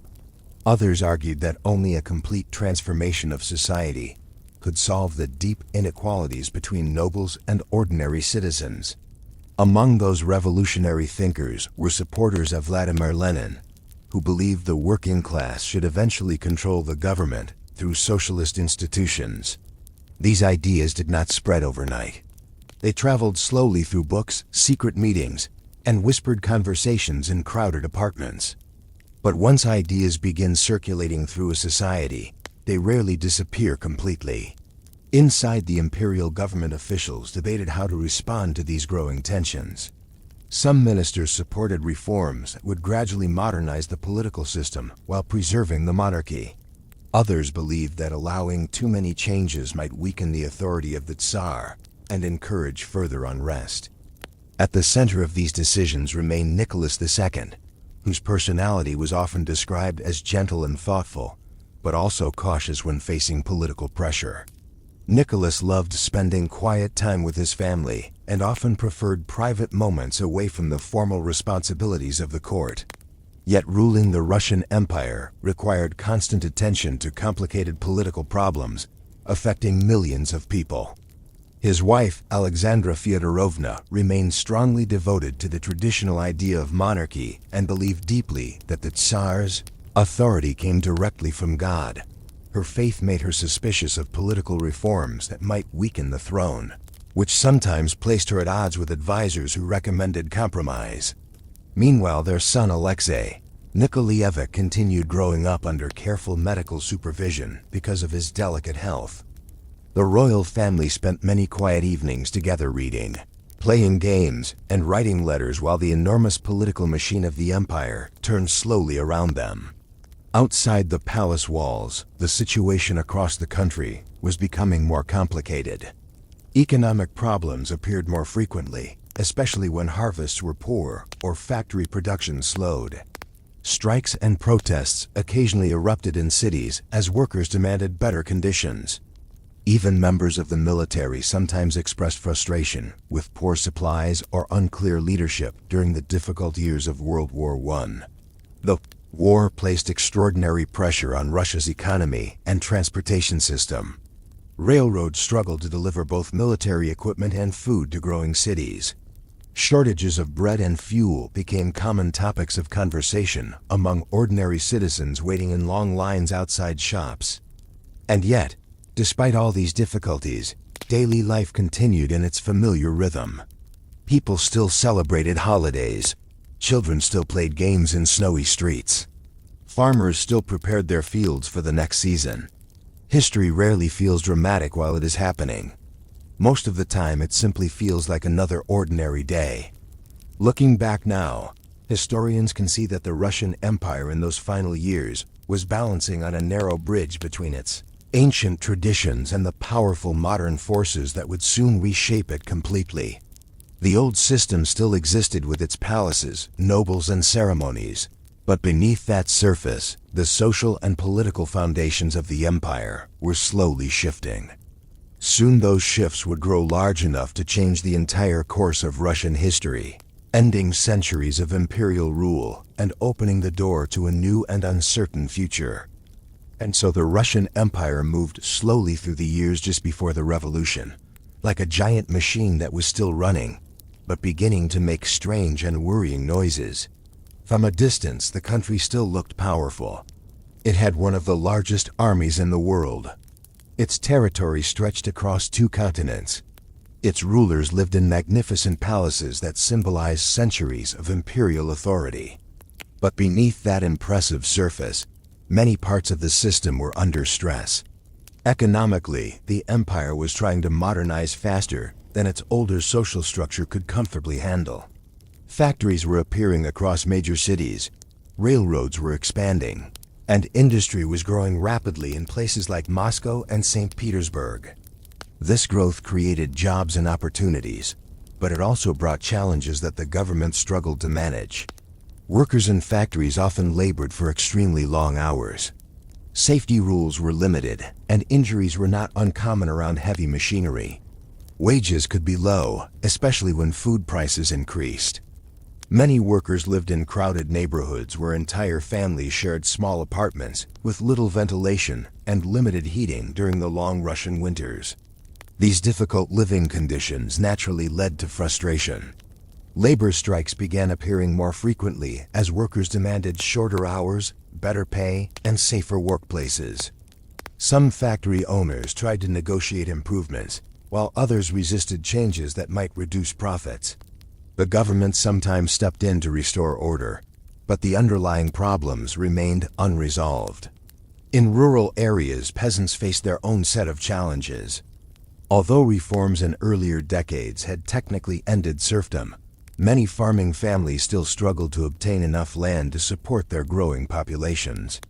Villages often divided farmland among households in complicated ways, and the resulting plots were sometimes too small to produce reliable harvests. A few poor seasons could leave families deeply in debt, or struggling simply to buy food.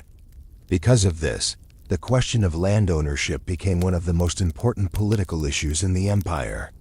Peasants believed that fair access to land might finally allow them to achieve the stability they had hoped for since the end of serfdom. Meanwhile, educated citizens in cities and universities continued debating how Russia should evolve politically. Some favored gradual reforms that would limit the power of the monarchy while preserving national unity. Others believed the entire system needed to be replaced by a government representing workers and peasants directly. Political clubs, newspapers, and underground pamphlets carried these discussions across the empire.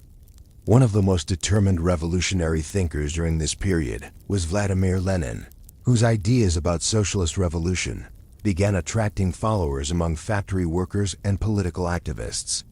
At the same time, many moderate reformers hoped the empire could transform peacefully through constitutional changes.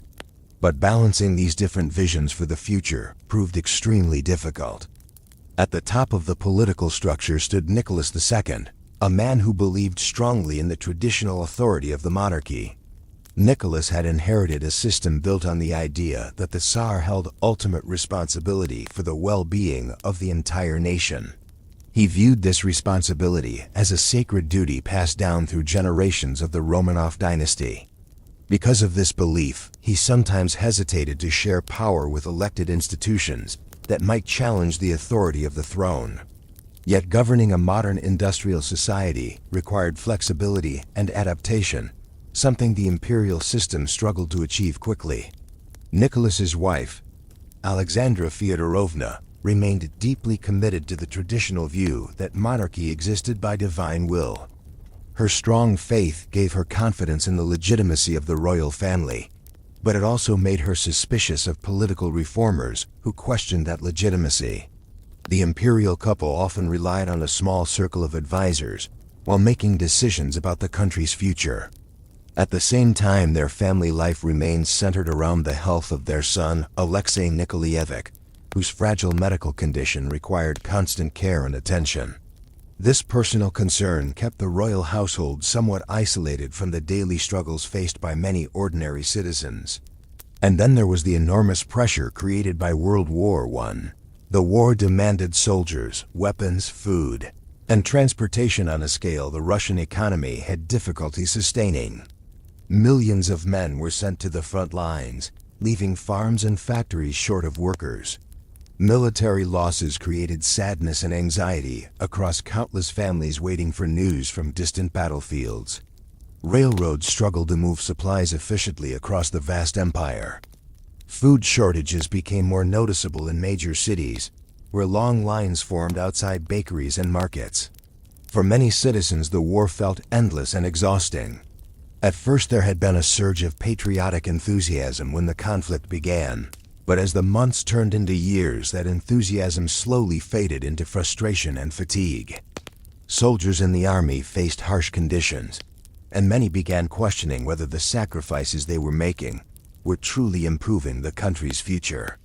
Back home, families waited anxiously for letters that might bring news from the front. The empire was still functioning, but the stress of war was stretching its resources thinner with each passing month. Looking back now, historians often describe this period as a time when Russia was balancing between stability and transformation. The imperial government still held power, the Tsar still ruled, and the traditional structure of society still existed. But the pressures building beneath that structure were growing stronger every year. Economic hardship, political debate, and the enormous demands of war were slowly pushing the empire toward a moment when change would become unavoidable. And for most people living during those years, that moment still seemed far away, hidden somewhere beyond the horizon of ordinary daily life, quietly waiting for the events of 1917 that would soon reshape the entire course of Russian history. And so, as the empire moved quietly into the final stretch of its long story, Russia in the early months of 1917 still looked, at least from the outside, like a country continuing its normal routines. Snow still covered the wide streets of Saint Petersburg, though by this time many people had begun calling the city Petrograd. Horse carts creaked slowly over frozen roads. Workers walked through the cold morning air toward factory gates. Women carried baskets while standing patiently in long lines outside bakeries waiting for bread deliveries. If someone had wandered through the city without reading the newspapers, they might have believed everything was functioning more or less as it always had. But beneath that calm surface, the mood across the empire had become heavy and uncertain. The long strain of World War I had pushed the country's resources close to their limits. Factories were working constantly to produce equipment for the army. Railroads struggled to carry both military supplies and food shipments across enormous distances. Fuel shortages made winters feel colder than usual in city apartments where heating systems depended on coal deliveries that did not always arrive on time. In the countryside, farmers faced their own difficulties. With so many young men serving in the military, villages often lacked enough workers to manage large harvests efficiently. Fields still produced grain, but transporting that grain into crowded cities proved increasingly complicated. The result was a strange imbalance where food existed somewhere in the empire, but did not always reach the places where people needed it most. And so the queues outside bakeries grew longer week after week. People stood quietly in thick coats, stamping their feet to stay warm, while waiting for bread shipments that sometimes arrived hours later than expected. Most of the time, these lines remained calm. Citizens complained softly, shared rumors, and occasionally joked about the endless wait. But frustration was slowly building, the way pressure builds inside a kettle that has been left on the stove a little too long. Inside the Winter Palace and other royal residences, the imperial government continued trying to manage the situation. Reports arrived daily describing food shortages, transportation delays, and growing unrest in certain districts. Yet the sheer size of the Russian Empire made solving these problems extremely complicated. Orders sent from the capital could take days or weeks to fully affect distant regions. Meanwhile, local officials often disagreed about the best solutions to economic and political difficulties. At the center of this complicated system remained Nicholas II, whose personality was known for its calm politeness rather than dramatic leadership. Nicholas believed strongly in the traditions of the monarchy and felt personally responsible for protecting the unity of the empire he had inherited from his ancestors. Yet the challenges facing Russia during the war required decisions that sometimes demanded rapid political flexibility, something the imperial system did not always encourage. While the Tsar reviewed military reports and government documents, his wife Alexandra Fyodorovna spent much of her time worrying about the health of their son Alexei Nikolaevich. The young heir's illness meant the royal family lived with constant concern over injuries that might appear minor to other children but could become serious for him.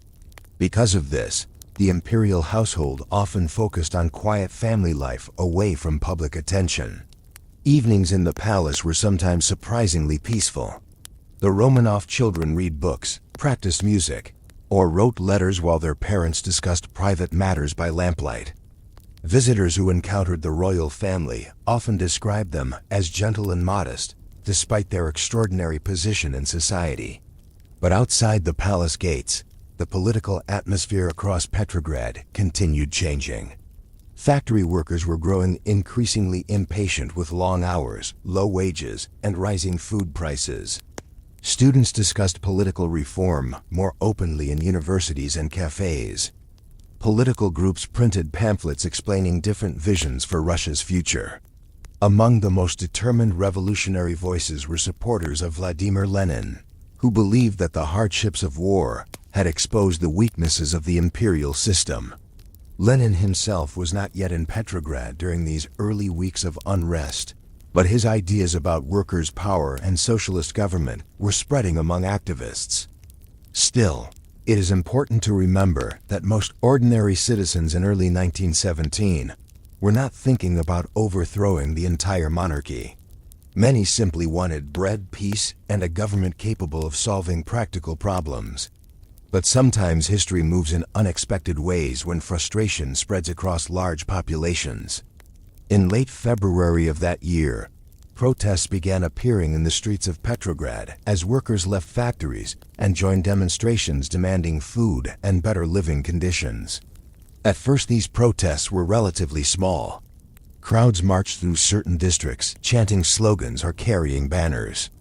Police attempted to disperse gatherings while government officials watched the situation carefully. But the demonstrations continued growing over several days as more workers joined the movement.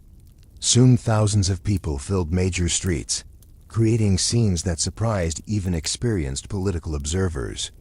Soldiers stationed in the city were ordered to restore order, yet many of them hesitated. These soldiers came from the same villages and towns as the protesters. They understood the frustration about food shortages and the exhaustion created by the war. When the moment arrived where soldiers had to decide whether to fire on civilians, many chose not to follow those orders.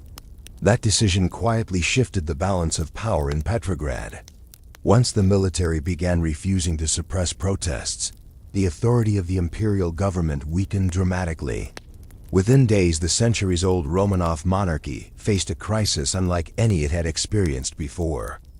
Government ministers debated desperately about possible solutions, while telegraph messages traveled across the empire, carrying confusing news about events in the capital. Finally, after days of uncertainty, Nicholas II made the difficult decision to abdicate the throne in March 1917. It was a quiet moment that marked the end of more than 300 years of Romanov rule. The enormous imperial system that had governed Russia for centuries suddenly found itself without a monarch. For many citizens, the news felt almost unreal, like hearing that a mountain had simply disappeared overnight. A temporary government soon formed to guide the country toward political reform, while revolutionary groups prepared for the next stage of Russia's uncertain future. And so the world that had once seemed permanent, the empire of Tsars, nobles, palaces, and ancient traditions, slowly faded into history. leaving behind a nation searching for a completely new direction in the middle of one of the most turbulent periods of the 20th century. And so, after centuries of imperial rule, the old Russian Empire slowly reached the quiet end of its long story. The abdication of Nicholas II in March 1917 did not arrive with dramatic music or grand speeches echoing across the land. Instead, it happened in a surprisingly calm and almost quiet way, as if history itself had simply decided the time had come to turn the page. Across the enormous territory of Russia, people heard the news through newspapers, telegraph messages, or conversations in markets and village squares. For some citizens, the announcement felt shocking, because the Romanov dynasty had ruled the country for more than 300 years. Generations had grown up believing that Tsar was a permanent part of Russia's identity, like the forests, the rivers, and the long snowy winters. Yet suddenly the throne stood empty, and the empire that once seemed unchangeable was beginning to transform into something entirely new. In the capital city of Petrograd, crowds gathered in streets to discuss the future of the country. Some people celebrated the possibility of political reform. Others simply looked around with quiet curiosity, wondering what life would be like without a Tsar guiding the nation. The temporary government that replaced the monarchy promised democratic changes and hoped to lead Russia toward stability. But even in those early days, it was clear that the country had entered a period of enormous uncertainty. Revolutions rarely provide neat or simple endings. They usually open the door to new struggles about power, ideas, and the direction of society. Soon the events known as the October Revolution would reshape Russia even more dramatically, bringing revolutionary leaders like Vladimir Lenin into power and eventually leading to the creation of the Soviet Union. But those later chapters belong to another story. Tonight we have been drifting slowly through the world that existed before all of that happened. A world of grand imperial palaces glowing with chandeliers. A world of quiet wooden villages where families gathered around warm stoves during long winter evenings. A world of crowded factories filled with the noise of machines and the hopes of workers searching for a better future. It was a society full of contrasts. Nobles dressed in elegant clothing while peasants worked fields stretching toward distant forests. Students debated political philosophy in universities, while priests rang church bells in small rural parishes. And at the very center of it all stood a royal family trying to preserve traditions that had shaped Russia for centuries. The Romanov rulers never imagined their dynasty would vanish so suddenly. For them, the empire felt permanent, something rooted deeply in history and supported by faith, loyalty, and the vast geography of the country itself. Yet history has a quiet way of reminding every empire that time moves forward whether rulers are ready or not. When the final days of the monarchy arrived, they were not filled with dramatic battles or theatrical scenes from storybooks. Instead, they were shaped by ordinary people standing in bread lines, soldiers questioning their orders, and citizens slowly realizing that the political world around them was changing.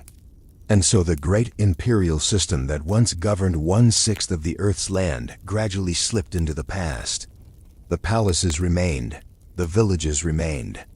The rivers, forests, and wide snowy plains remained exactly where they had always been. But the idea of the Tsar ruling over that enormous landscape had quietly faded away. Today historians still study those final years of imperial Russia, trying to understand how such a vast and powerful empire could transform so quickly once the pressures of war, economics, and social change began to converge. The answers are complex because the story itself is complex. It involves millions of lives, countless decisions, and historical forces that unfolded slowly across decades. But one thing is clear when we look back at that world. Russia before the revolution was a place where old traditions and modern ideas lived side by side, sometimes peacefully and sometimes in quiet tension. It was a country balancing between past and future, between monarchy and reform, between stability and transformation. And eventually the weight of those contradictions carried the empire across a historical threshold, that reshaped not only Russia, but much of the 20th century. If we imagine that world now, it almost feels like standing at the edge of a long winter evening in history. The lights inside the palaces are dimming. Snow is drifting gently across empty streets. Far away, church bells echo through cold air over silent villages. The old empire is slowly settling into sleep, while somewhere beyond the horizon, a completely new Russia is beginning to wake. And that quiet moment between one era ending and another beginning is where our story gently comes to rest tonight.